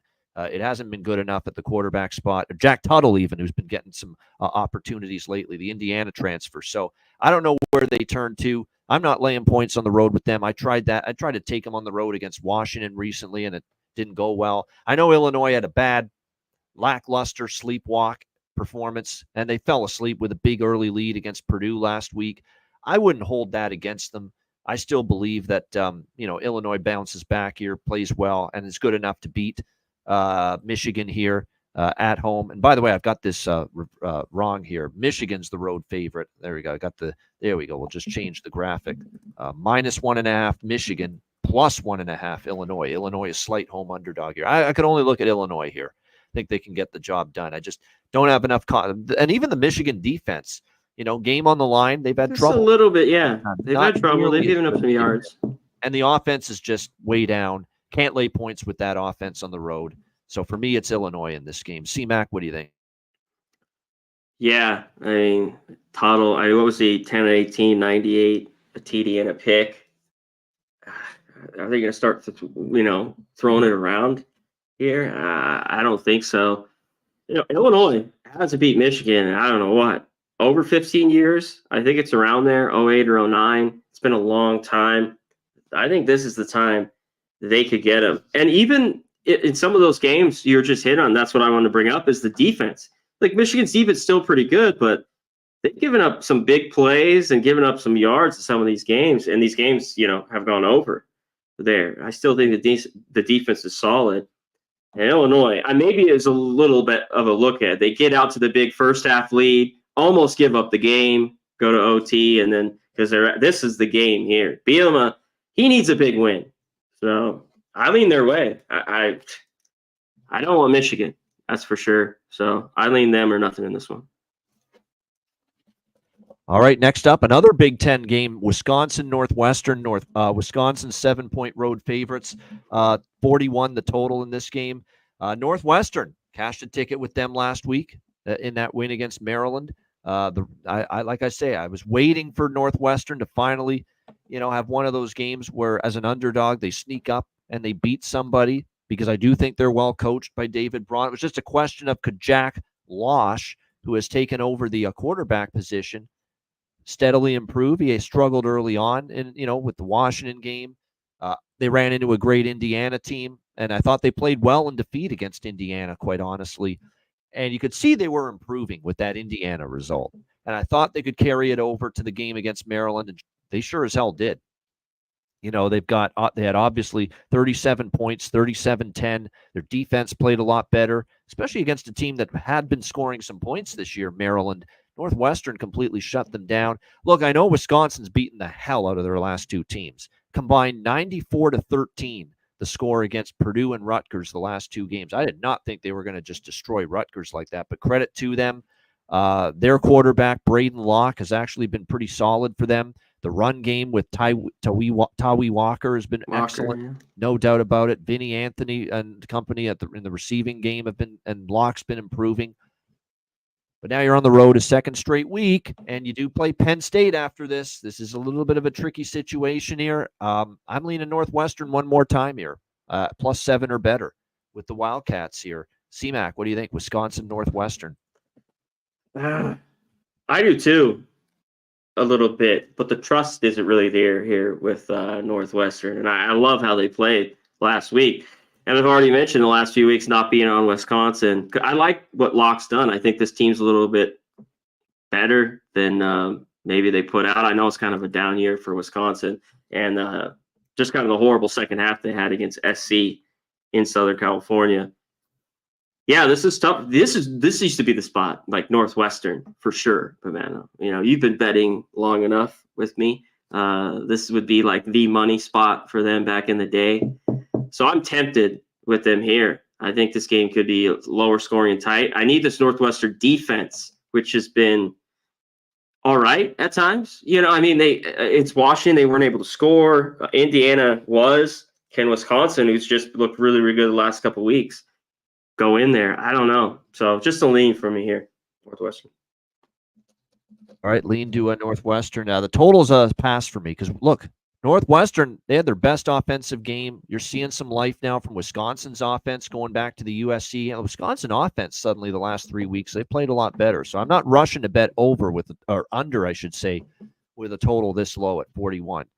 I don't know if I'll be on the over, but like I said, I wouldn't be rushing to bet under with the total that low because both teams are showing some very real offensive improvement right now. All right, next up, we've got TCU and Utah in the Big 12. Utah 4-point home favorites, 49 the total. Look, Connor Mack and I, for years, we've been some of the biggest Kyle Whittingham fans on the planet. We love this guy as a head coach. I can't defend what he did last week. And I said this on Twitter X. That was one of the worst coaching malpractice decisions I've ever seen that man make. And he has not made many in his great coaching career. But that is absolutely disgraceful, inexcusable, unacceptable to put Cam Rising out there last week against Arizona State in that kind of shape. He couldn't even move on one leg. It affected his throwing motion the whole night. And this guy who's done everything for this program, you made him out to be, you put him out there at way less than 100% to make him look like an absolute carnival act out there. And you made him look awful when clearly that man was not ready to play football in any physical shape to play last week. Terrible job by Kyle Whittingham. I get it. The guy behind him is Isaac Wilson, Zach Wilson's little brother, who's been terrible with interceptions. I get it. I understand the desperation with the season kind of slipping away and the Big 12 championship kind of slipping away to put Cam Rising out there at less than 100%. But when he's that bad, like, that's not the Cam Rising we know. We know he's a better quarterback than that, but he couldn't plant his feet. He couldn't get any sort of arc accuracy on his throws. He was skipping balls into the ground all night. How you could start him knowing that could happen is an awful, awful coaching decision by Kyle Whittingham, and he needs to be called out for it. And I hate it because he's one of my favorite coaches, but that's ridiculous that he was playing in that game. I don't care how bad he was hobbling around. You got to have Isaac Wilson in there if that's what Cam Rising looks like. I felt bad watching it. It was embarrassing to watch that. I felt bad for Cam Rising. We know when he's healthy, he's better than that, but he was not even close to 100% healthy. And this is his last year in college football. I don't know if he's going to start again. I think they're going to shut him down again after last week with just how bad it was for him. Could you imagine if he doesn't play again and the last memory of him in a college football game was that debacle last week against Arizona State? What you did to that kid was ridiculous, Kyle. Ridiculous. And it never should have happened. He never should have gotten on that field. Well, wait. The thing is, was he really this horrible? I mean, for the longest time, it just was like his finger and shit. And then he goes out there and plays. I know he kind of even got hit there a couple times that made it worse, Bavano. But you know what I mean? Like, for all these weeks, these last couple of years, it was just things smaller than that, where I think he could tape it up, especially what they were talking about. It wasn't his thumb or his forefinger on the football. So I was just, that was not an easy watch. No, it wasn't. It was a terrible watch. I mean, we know that guy's been he's been an all-world quarterback for Cam Rising. Pac-12 championships, Rose Bowl championship, playing at an elite level for most of his career. And we know he's older now, and he's had several injuries the last couple of years, and that's hampered him. But I had no idea I thought when they announced he was starting, like, we're getting Cam Rising, You're ready to go, close to 100%, ready to go. And then I saw that, and I'm like, he's not even close to 100%. How the hell could you start him in that game? Even with Isaac Wilson being bad, you got to go to that, at least the guy that can move around. He couldn't even move. Cam Rising in that game. Just couldn't believe it when I saw it. And look, they lose to Arizona State. And look, they probably would have lost with Wilson too, but you just can't put Cam Rising in that kind of situation. I know they're back home here, but now that's 2 losses: Arizona State. The season aspirations are slipping away from them. I'm not in a rush to lay 4 with Utah here. TCU's pretty bad on defense, though. We know that. That was Houston in their last game and Houston's offense had been pathetic all year. Not against TCU's defense, though.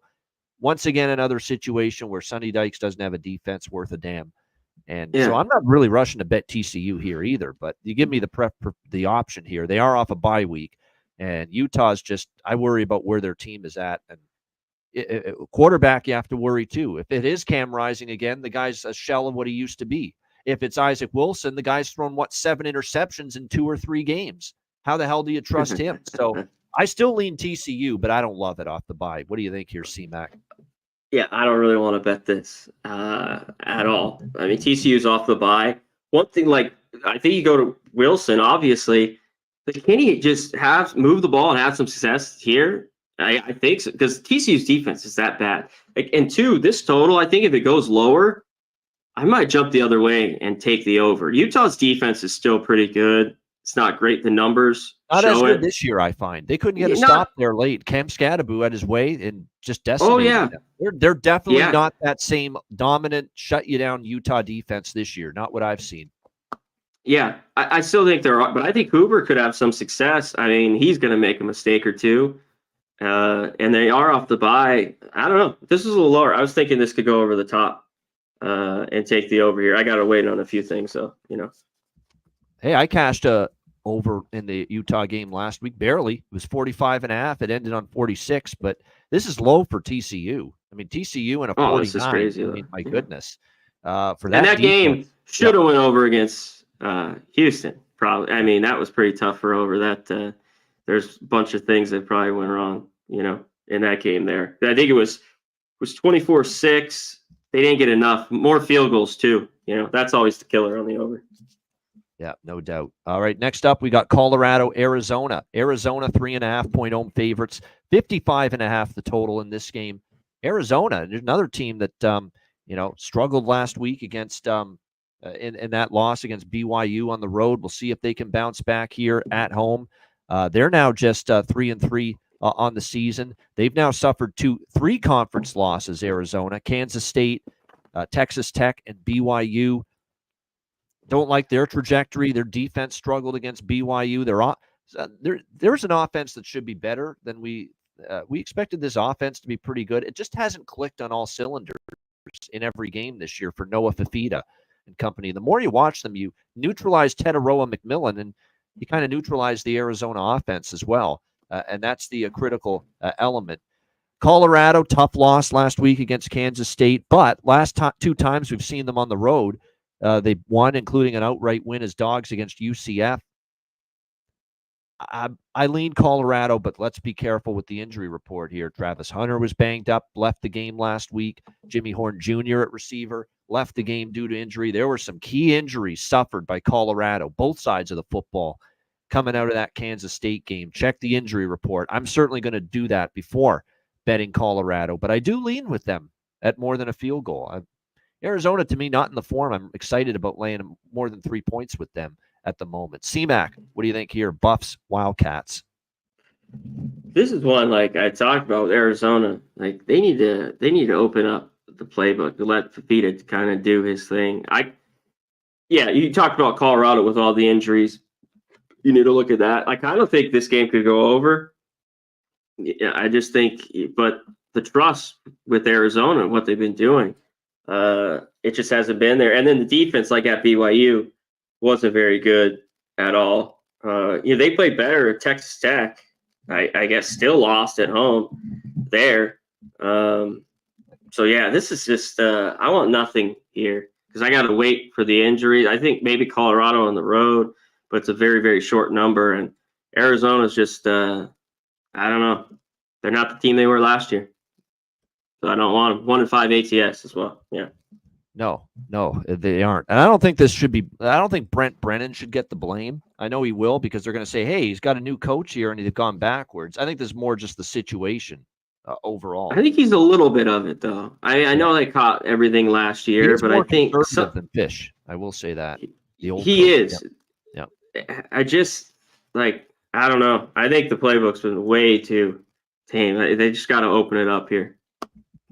Keep in mind, there's coaches that do a great job at a group of 5 program like he did at San Jose State. But when you move up to that power conference program and you face better athletes, better coaches, better teams on a weekly basis, sometimes you're just not up to the task. Maybe Brent Brennan's a better group of 5 coach, building those kind of programs than he is maybe taking over a power program. We'll see. But, obviously it's been a bit of a disappointment so far for them. All right, NC State and Cal next up here. We've got Cal.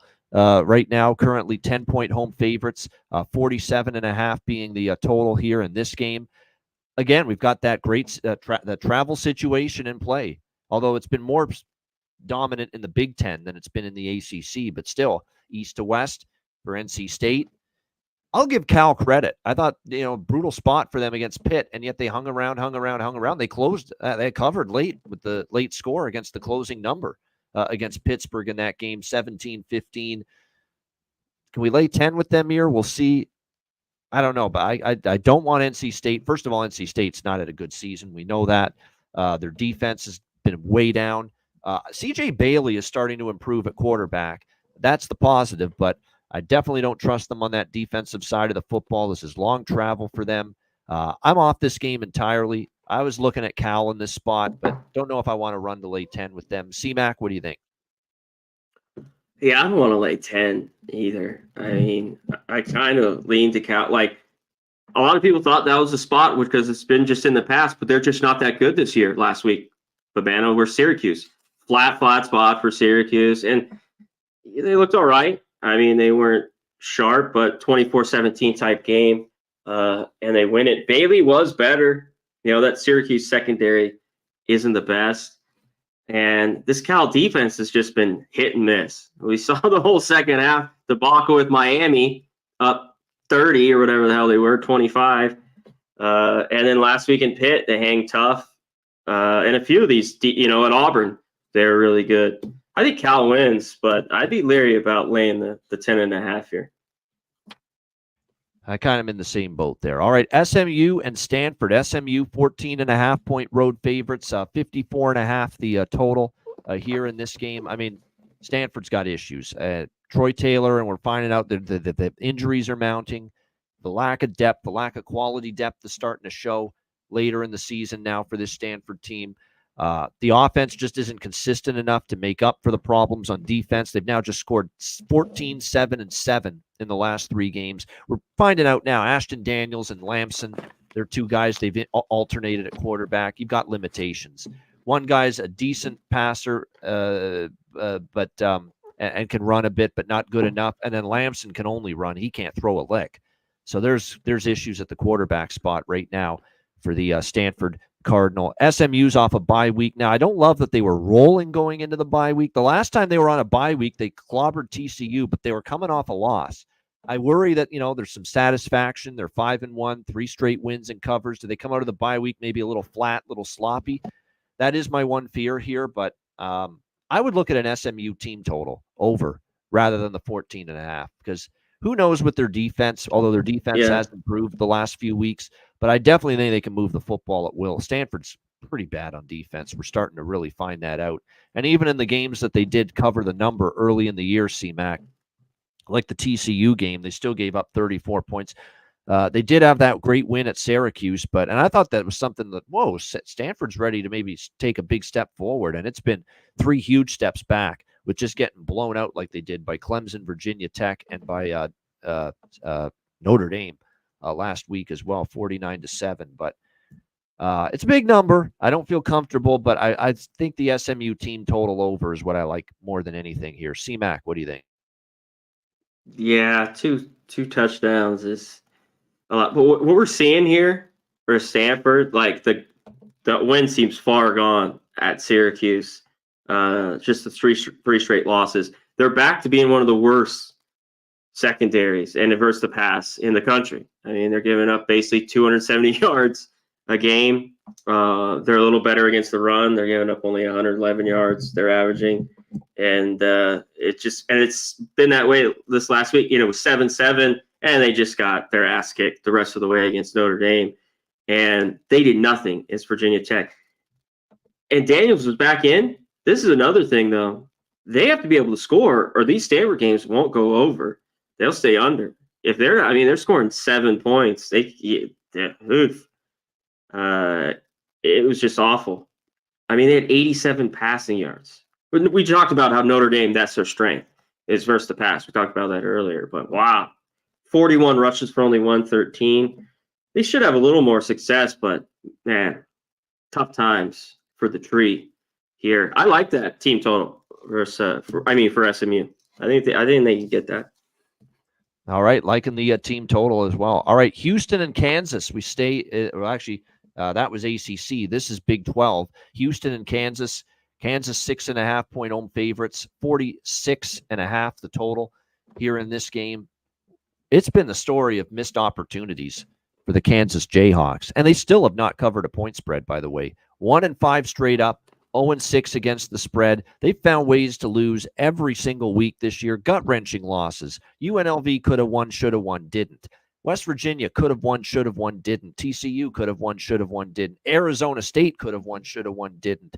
Finding ways to lose. Not a good defensive team. They've given up leads. They've given up big plays. They've given up decisive touchdown scoring drives to lose all of these games. 0-6 straight up. Both teams coming off a bye week, but I see one team completely going downhill from last year under Lance Leipold, just a down season for Kansas. And I see with Willie Fritz at Houston at least some improvement. Those were ugly shutout losses. that the Cougars suffered to Iowa State and Cincinnati, but they bounced back and they won outright as huge dogs, 16-point underdogs at TCU, 30-19 before their bye week. Finally, we saw some semblance of offense from Zion Chris, who became the new starting quarterback, and he ran the football as well. He's a dual threat.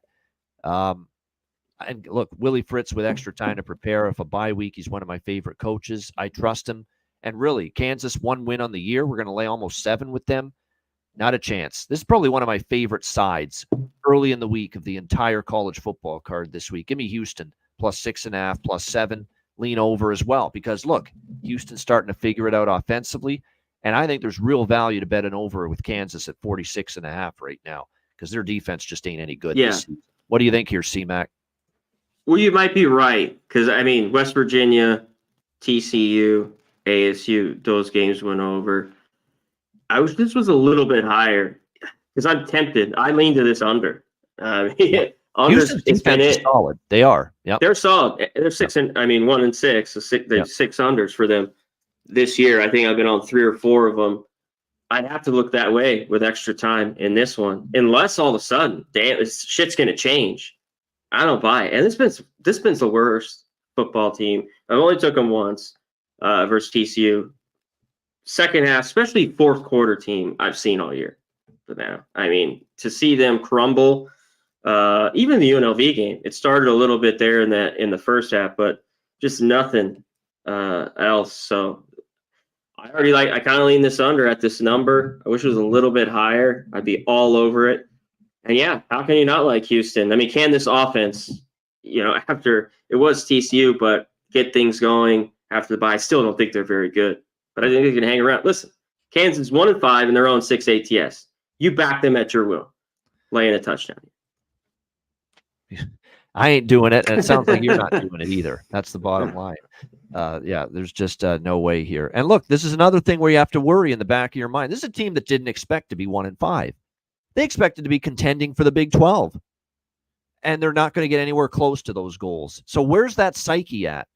Do you keep fighting the good fight, or are you ready to wave the white flag on the season? You worry about that with teams that had big expectations and have fallen way short of them, like Kansas has. How are they going to respond coming out of this bye week here? That's the big question. All right, LSU, Arkansas. We back down to the SEC we go for this one. LSU, 3-point road favorites. The total in this one, 54.5 across the board. I like Arkansas here.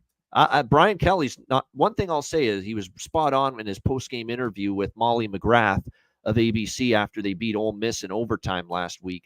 He said, are you guys going to indulge and celebrate this one? He's like, we really have no time to do that. This is a grind in the SEC. We got to get ready for Arkansas. He knows the danger that LSU is going to be feeling too high and mighty after the big win against Ole Miss. And that was a great football game. Let's be honest, though. Let's be truly clear and concise and honest about that game. They got outplayed for 3.5 quarters, and Ole Miss pissed it away. That's essentially what happened. Ole Miss absolutely had no business losing that game. LSU stole it. Credit to Nussmeier. They made plays at the end there, but they probably should have lost that game. There's no way I'm laying 3 with them in this spot off a win like that against Arkansas. And Arkansas, by the way, they had their own big-time win, of course, a couple weeks ago against Tennessee, taking down the Volunteers right here in Fayetteville. Talon Green is still a work in progress on offense. Their defense, though, has really improved from the beginning of the season, though. Yeah. For Arkansas. And I think that's got the potential, maybe this improved Razorback defense, which, again, at Tennessee, they only gave up 14, only gave up 21 to A&M, shut down Auburn. They've taken huge strides, on that side of the ball since the early part of the season. I think we got ourselves a game here. Keep in mind, last year, Arkansas was down, and yet they still went to LSU and they lost by 3, 34-31. They gave LSU a game. So this is just a grinder of a conference. Lots of parity this year. Anyone can beat anyone on any given week. Just look at South Carolina almost beating Alabama, Vanderbilt beating Alabama, Vanderbilt beating Kentucky. You go on down the list. Arkansas beating Tennessee. I mean, it's just anything can happen this year in the SEC. Yeah. And after that emotional overtime win at night in Death Valley, there, LSU in the Bayou, I think it's going to be tough spot here. Now you got to go on the road, and Arkansas is a very tough, capable football team that is getting better, in my opinion, by the week. So 3 or better, I like Arkansas. CMAC, what do you think? Yeah, this total's come down too, right? Did this open 57 last night? It did. It definitely has seen some Yeah. under money. Yep. Yeah, 3.5 points. Yeah, I would love. I should have jumped on that when I was looking at this. But late night looking at these numbers. The last few years, all by 3 points. Yep. And I don't think I'm going to get a hook here.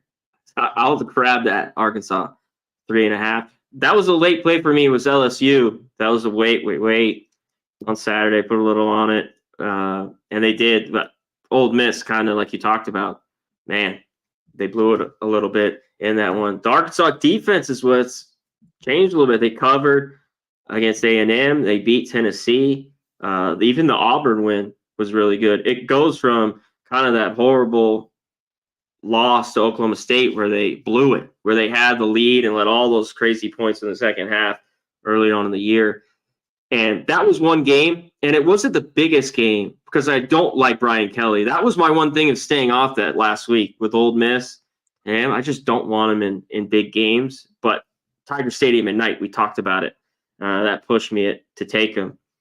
So, yeah, not only the under, there's not a lot if you could have got in early. I still think there's a little value here. And LSU, defense maybe a little bit better.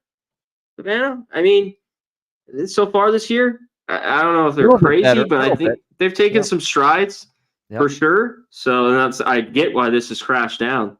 But, yeah, Arkansas, if I can get a 3 and a hook, I'm all over it. And even at 54.5 million under. Yeah, I agree with that. I would lean definitely as far as the I think it was a little too high. And look, Arkansas's both of these defenses have improved from the beginning of the year as well. So I think that's what people are seeing now. 2.5 point move is what we've seen in this total. It opened 57. It's now at 54.5 right now.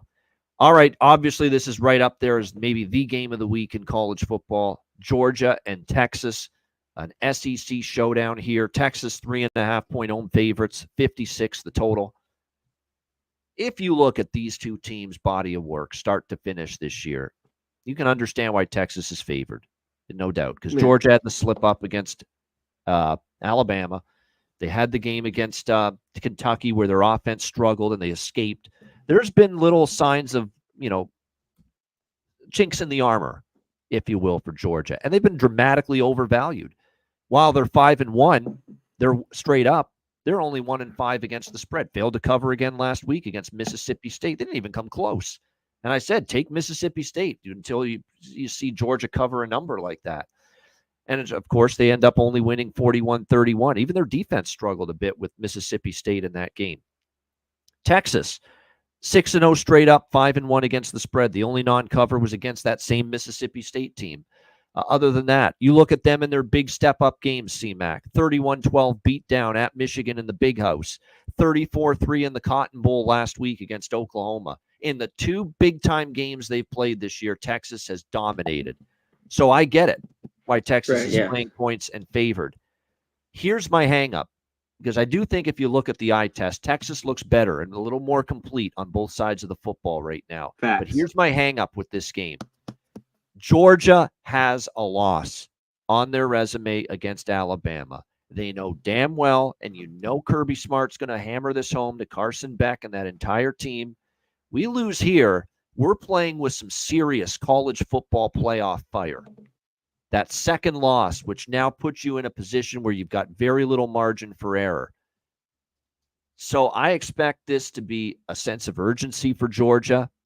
A sense of, we don't want to lose that second game and really be putting ourselves in a spot where we're going to have to be almost flawless going forward to guarantee our spot in the 12-team playoff. That's something you got to think of. Texas loses here. It's not the same thing. It'll be their first loss of the year. No one's going to penalize them too much for losing to Georgia. A team that's been one of the best in college football the last few years. Georgia loses this game, and all of a sudden, their backs are against the wall when it comes to the playoff. As in, if they lose to Texas, they may not be afforded to lose another game this year after that if they want to be in the playoff. So that's the one thing that I'm hesitant on. I feel I should be on Texas here, given their big game, showing how they've shown up in the big games. But I also admire the hell out of what I saw from Georgia against Alabama, where they got down big, and in the second half they didn't show quit.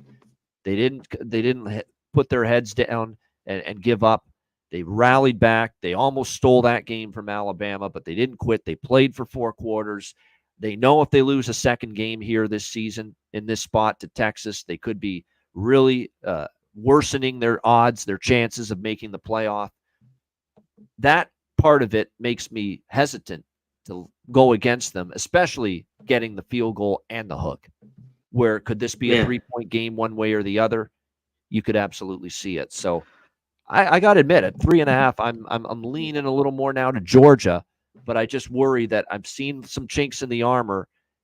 And gosh, Texas again, Michigan and Oklahoma, those 2 games by far, which were their spotlight games, and they were ready and they absolutely dominated. However, I will say I still have Georgia rated higher than Michigan, and obviously I still have Georgia rated higher than Oklahoma. So to me, this will be more of a challenge for Texas, even though they are they could be up for it. But again, what do you think? That element of the second loss for Georgia, the threat of a second loss on their resume with this game, if they lose it, I think has them totally sense of urgency. Can't lose a second game like this. And I think you're going to get a hell of a game, win or lose, from Georgia. What do you think here, C-Mac, for this big SEC showdown? I mean, I think it does play a part, but I think they could lose, 2 games and still be in it. There at the bottom, they'd have to go win out after that. Look, Georgia 5-1, 1-5 ATS, Texas 6-0, making everybody money. Texas has looked unbelievable. Like, they go in here, win this cover. They are for real, and they have been. I have to say, they beat up on some cupcakes, and they beat on a Michigan team and Oklahoma team that are both down, that have and no problems. Offense, or struggling offenses, both of them. Both those teams can't score. Yeah. Hawkins in, it's different. No. It's not working. Michigan couldn't throw the ball at all. So there's the different element here in this one. The Georgia think this defense is an over, Connor Mack. I lean over with the total because look, defense is great, but what great, phenomenal offense have they played so far? And Georgia's defense has shown some holes as well against the better teams. They have, and in these big games, it may be. Look at that Ohio State, Oregon, and I always talk about when Bama plays Georgia, the game goes over, and it did with Oregon. You just get the athletes. Yep. You get the athletes, they just make plays. Even though these teams are top 20 defenses in the country, it just seems to happen. Now, this total's a little bit higher, about 56.5. For how good this, that's up there. It's not, 52 or 53. So they've moved it up a little bit, knowing that there could be points in this one. Can this offense, though, do as much as the defense for Georgia, I think, at times have struggled? Can the offense back? He's looked good, but he, even against Mississippi State, he threw a couple picks. We all saw the one in the game against Alabama. I know he brought them back. He struggled a little bit back there. Yep. This is tough for me. I think everyone's kind of hopping off Georgia, loving Texas. I get it. But I think Georgia could be live here in this game. I think they'll be able to move the ball. Is the Texas defense, they haven't seen this yet. Are they for real? They shut down Georgia and get to back. That could be huge, and they win and cover here. But I don't know if that happens. So it should be a good one. Oh, I can't wait for this. This is fantastic. Good one. I haven't brought that up. That Oregon State, Ohio State was a good one. I mean, Oregon, Ohio State, good one. This could be a good one. It wouldn't shock me, and we've got the same 2 guys, of course, calling the game, ABC Saturday night, Chris Fowler and Kirk Herbstreit. It wouldn't shock me if Chris Fowler and Kirk Herbstreit have got another classic on their hands with this game, like they had with Georgia and Alabama a few weeks ago. It wouldn't shock me if this is – that's why I lean over. It wouldn't shock me if this is like 31-28 or 35-28, 35-31 for somebody. Because that's they've gone more and more over Texas's defense. But come on, the 2 big games, the big teams they played. What are those offenses? Michigan and Oklahoma. What are those offenses? Nothing. Yeah. There you go. Right? No offense, they're just not very good this year. I really am. I'm talking myself into this over here, I think, with Georgia and with Texas. Because, look, I think Georgia's better offensively than defensively this year. You could say the same thing about Georgia. Look, they even gave up 31 points to Mississippi State last week. They shut down Auburn, big deal. They shut down Kentucky, big whoop. The last time they faced an offense in Texas's stratosphere was Alabama. They got shredded in that game, especially in the first half, and gave up 41 points in that game. So, yeah, I'm talking myself into over 56 there. Can't wait for that game. Obviously, the whole college football world, I'm sure. Oh, yeah, everyone can't wait is. for that game on Saturday bullseye. night. No doubt. That's big time right there. All right, Texas A&M. McConaughey will be there on the sideline too, cheering on his Longhorns. All right, next up, we've got Texas A&M and Mississippi State. We've got Texas A&M here. All right, as he would say. Yeah, exactly. We've got Texas A&M and Mississippi State, 14.5-point road favorites, 56 the total in this game. Don't look now. They're starting to cover some numbers a little bit here, Mississippi State. They actually covered against the two teams we just talked about, Georgia and Texas. Mississippi State covered the number in defeat in both of those games. Can they do that here against A&M? A&M absolutely destroyed, of course, Missouri, the most recent game we remember seeing them in. Very impressive. Connor Wegman, that's the Connor Wegman I've been waiting for. He's a good quarterback. He's had some injuries, but he didn't play well against Notre Dame. He sure played well against Missouri a couple weeks ago. His best game by far, 41-10. They've now won 5 in a row since that season opening loss to Notre Dame. That being said, look, Mississippi State's found something with the Van Buren boy here at quarterback. He's actually been pretty solid since they switched to him. Jeff Levy making a nice decision because he's played pretty well here. Michael Van Buren at quarterback. Here's another one where, total going up. Wegman looked great. He looked healthy. That offense sure looked better against Missouri. They could probably put up. Mississippi State still doesn't have a great defense at all. They're not very good on defense. I think Texas A&M can score. I think you got to upgrade the Mississippi State Bulldogs offense with Van Buren at quarterback because I definitely think they've been better at that side of the football here. So far with him since he's been there at the quarterback spot. So I think when I look at this game here, Mississippi State, Texas A&M, I like over 56 a little bit. Yeah. The side is tricky because, look, Mississippi State's starting to cover numbers. Maybe they're undervalued after that bad start. And look, they've covered, I think, every game since Van Buren took over at quarterback too. But A&M is off a bye week. And that's probably the one thing that is holding, with a good coach in Mike Elko, that is the one thing that's holding me back from taking Mississippi State here. But I lean that way. They're getting more than 2 touchdowns, and their offense finally has some pop to it with Van Buren at quarterback. That you can't deny right now. What do you think here, C-Mac? Texas A&M, Mississippi State in Starkville. Yeah, I mean, one thing. Yeah, maybe it gets over because I'd look Texas A&M. I'd look at their team total if you're leery about laying the 2 touchdowns because Mississippi State defense still hasn't been there, but the offense has been able to put up a little bit, with Van Buren there. And it's like this used to be a tough place to play here. I mean, come on, start with Mississippi State at home, but it's still tough times for them. So the number's a little bit smaller. I don't know if I can get there in the end, but I do think Texas A&M can score kind of the number that they want here in the low 40s. It's just, can Mississippi State get theirs? You're also paying a price here on A&M because they do have a much better defense. We all know that. They're off the bye, too, off the big win. Yeah, Missouri. Which does help. It's not the automatic letdown because they've had the bye in between the Missouri win. LSU at home next week, too, their next game. No doubt. All right, speaking of Missouri, here they are. Next up, laying 4.5 at home against Auburn. The total sitting at 51.5 here in this game.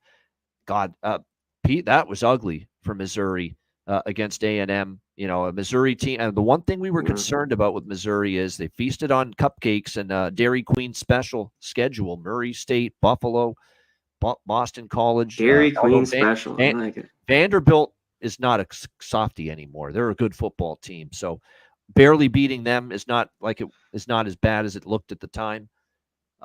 Vanderbilt's a good football team, but to get their doors blown off and just get eviscerated in the first, that game was over at halftime against Texas A&M a couple of weeks ago. Can they respond? They did respond the right way. They beat down UMass 45-3 last week to try to get the bad taste out of their mouth from that Texas A&M loss. Now they return home. People are betting Auburn hand over fist like Auburn's any good. I'm not so sure they are. They're certainly not that good on offense. And, it really doesn't matter who they play on offense at quarterback. Peyton Thorne hasn't been good. Hank Brown, I don't know if he's the answer. They continue to struggle. They are off a bye. I think people like that Auburn and Hugh Freeze have a bye coming into this game. We'll see if it's Thorne or if it's Hank Brown at quarterback. So I understand that element. It is extra time to prepare here for Auburn and for Missouri. You look at their schedule. There's some bigger games on tap, including the big Alabama game on the road. So is it like a little bit of a tricky spot for that regard? I don't know. To me, on paper, this looks cheap on Missouri. I mean, I'm not ready to go to the well with Missouri being frauds because they lost to A&M. I don't think I'd go that far. I still think Missouri's a solid team, and I don't know if Auburn's good enough offensively, especially on the road, even with the bye week and the extra time to be trustworthy. Only getting 4.5 points here. So I'm leaning Missouri. The one thing that might keep me off, though, is, again, the fact that Alabama's got the game next week for Missouri and Tuscaloosa after this one. C-Mac, what do you think? Auburn, Missouri. They do. Yeah, this has come down. People like Auburn off the bye. And I can see how you just hit it, Evanel. You think this might be a little bit cheap for Missouri because I think they could win by a touchdown or more or so in this game. Wouldn't be crazy. But, yeah, with the big game looming, I like the under here. I thought this was high. Missouri unders have been very, very good for me. I know they gave up 41 to A&M. They just had 10. But all these other games kind of went over. The Vandy game went over with OT. I just think Auburn's not going to get much. I don't believe in Thorne. I think this game's played at the most in the 20s. So at the 52, 51.5, I had to take the under here. I thought it was a little bit of a steal. I don't know what we get from Auburn here. I just with Thorne, he can't be trusted. He is a dog. That's a little bit different off the bye. But, like, the big mistake seems to come. I think they could hang around, though, here a little bit. I mean, I lean Missouri in the end, but I just like the under. All right, we got 2 Big Ten games to wrap up this week's edition of Hitting the Books. Iowa and Michigan State next up. Iowa 6-point road favorites, 41 being the total here in this game. We've got certainly Iowa's offense has improved a little bit, but really it's contingent upon their great running back, Caleb Johnson, being able to run it because he's been 80 to 90% of the Iowa offense here so far this season. And he was certainly very good last week against Washington. They were able to get the run game going. 166 yards on the ground for Johnson. Did very impressive against that Washington defense. And again, the more they can run it, the less pressure it puts on McNamara at the quarterback spot for Iowa. So a very impressive home win. We'll see if they can keep that rolling here. 4-2 start to the year. Losses at home to Iowa State and then the road loss at Ohio State. Michigan State's off a bye, and with a very good head coach who I trust a lot in Jonathan Smith, who was a great hire. I trust him to have his team ready to go off a bye week. He's a very good coach. Now, I am worried about their defense. It's still not very good. Can Iowa exploit it? We'll see. And the run, and certainly Oregon ran the football down Michigan State's throat 2 weeks ago before their bye week. And the run defense, a little shaky for Michigan State. But Iowa running the football, and Caleb Johnson's got some speed, but he's got power. They don't have the blazing speed, though, that Oregon does. And the extra time to prepare hopefully shores up Michigan State to be prepared to stop Johnson in the run game and force Iowa to have to throw the football to beat you. I like this spot, though. You got a quality coach coming off a bye week. You're getting 6. Iowa's offense, to me, still sketchy enough that can I trust them to win on the road and lay points on the road, win by margin? I know they did that against Minnesota, but Minnesota's really, really had struggles on offense this year. The key is going to be Michigan State shoring up the run defense this week, and hopefully the bye week helps them. And Aiden Childs can't turn the ball over. He can't have another game like he had a couple weeks ago where he's throwing the ball to the other team so much. Hopefully the bye week helps Aiden Childs settle in, get a little more comfort and chemistry and rhythm with his offense here. I'm gonna go ahead with it. I like Michigan State. You're gonna give me this coach and this points as a home dog. Yeah. I'm gonna take it here with Michigan State. Right. Off a bye, coach we trust. Give me the Sparty here. C-Mac, what do you think? Yeah, I wanted more than 7 though. I wanted more than a touchdown. Yeah, that was a little. I just thought this could be a little bit light. It is off the bye, and I've seen enough of Childs. I don't know if he's going to do anything here. But man, this offense and the defenses looked all right and not great, but I mean, where they play Ohio State and Oregon. I mean, and they kind of got beat up there early, hung around, couldn't score much. Can they score here? They've been a dead nuts on their team. Like, I think there's a sharp. Iowa, on the other hand, defense maybe a little leaky, been able to score a little bit more points. When totals have been like this, they've been able to slip over this year. 5-1 to the over, where even at this number, they'd go under. And this rivalry, for the most part, has gone under. So it's tough for me. I think this is a little bit cheap for Iowa. This is just a tough kind of spot for them. With Michigan State off the bye, and I like Smith here as a coach, as a dog. I was a little shocked this was a 6. I thought this was gonna be 8.5. Maybe there's something to it. Why it's at this number. So I'm going to look at it a little more. Yeah, I get it, but like I said, I know they've been a little bit bad. Johnson's been a nice element to this offense, running the ball, and he's a hell of a player. He's been great for this Iowa team running the ball, and maybe it's enough, but we know long term Iowa laying significant points on the road's not always been a great bet with Kirk Ferentz. All right, True. Final game, and this is a hell of a fascinating game. I believe this is the Fox game, big noon kickoff on Saturday. Nebraska and Indiana with Gus and Joel Klatt. Indiana 6.5-point home favorites, 50.5 being the total here in this game. I'm on Indiana again. This is just, again, it's one of these deals where they've put so much money in my pocket all year. They continue to get the job done. They continue to win games. They continue to cover point spreads. I know people thought Maryland a few weeks ago was going to trip them up, and they end up winning that game 42-28. How can I bet against a team 6-0 straight up, 5-1 against the spread? Coach, I trust immensely in Kurt Cignetti. And when they win a game like they did against Maryland, where they were -4 in the turnover margin, and they still won and covered and still won the game by double digits. Very, very difficult, to bet against a team in that kind of situation. So Curtis Rourke's been amazing. This offense is putting up points every single week. And look, Nebraska's been nothing to write home about these last 3 weeks. They beat Colorado and UTEP. Okay. But then they lose to Illinois. It took them a while to get going against a very bad Purdue team. And then they were ugly, downright ugly and awful at times on offense against Rutgers. 13 for 27, 134 passing yards and an interception from Dylan Raiola. He really struggled against Rutgers. Now, the one thing that's in Nebraska's favor going into this game is the bye, but I believe Indiana's got one too. So I think it's a wash here with these two teams. But that offense struggled against Rutgers. Yeah, can it do any better? Yeah, both teams are off a bye, so it's a wash there.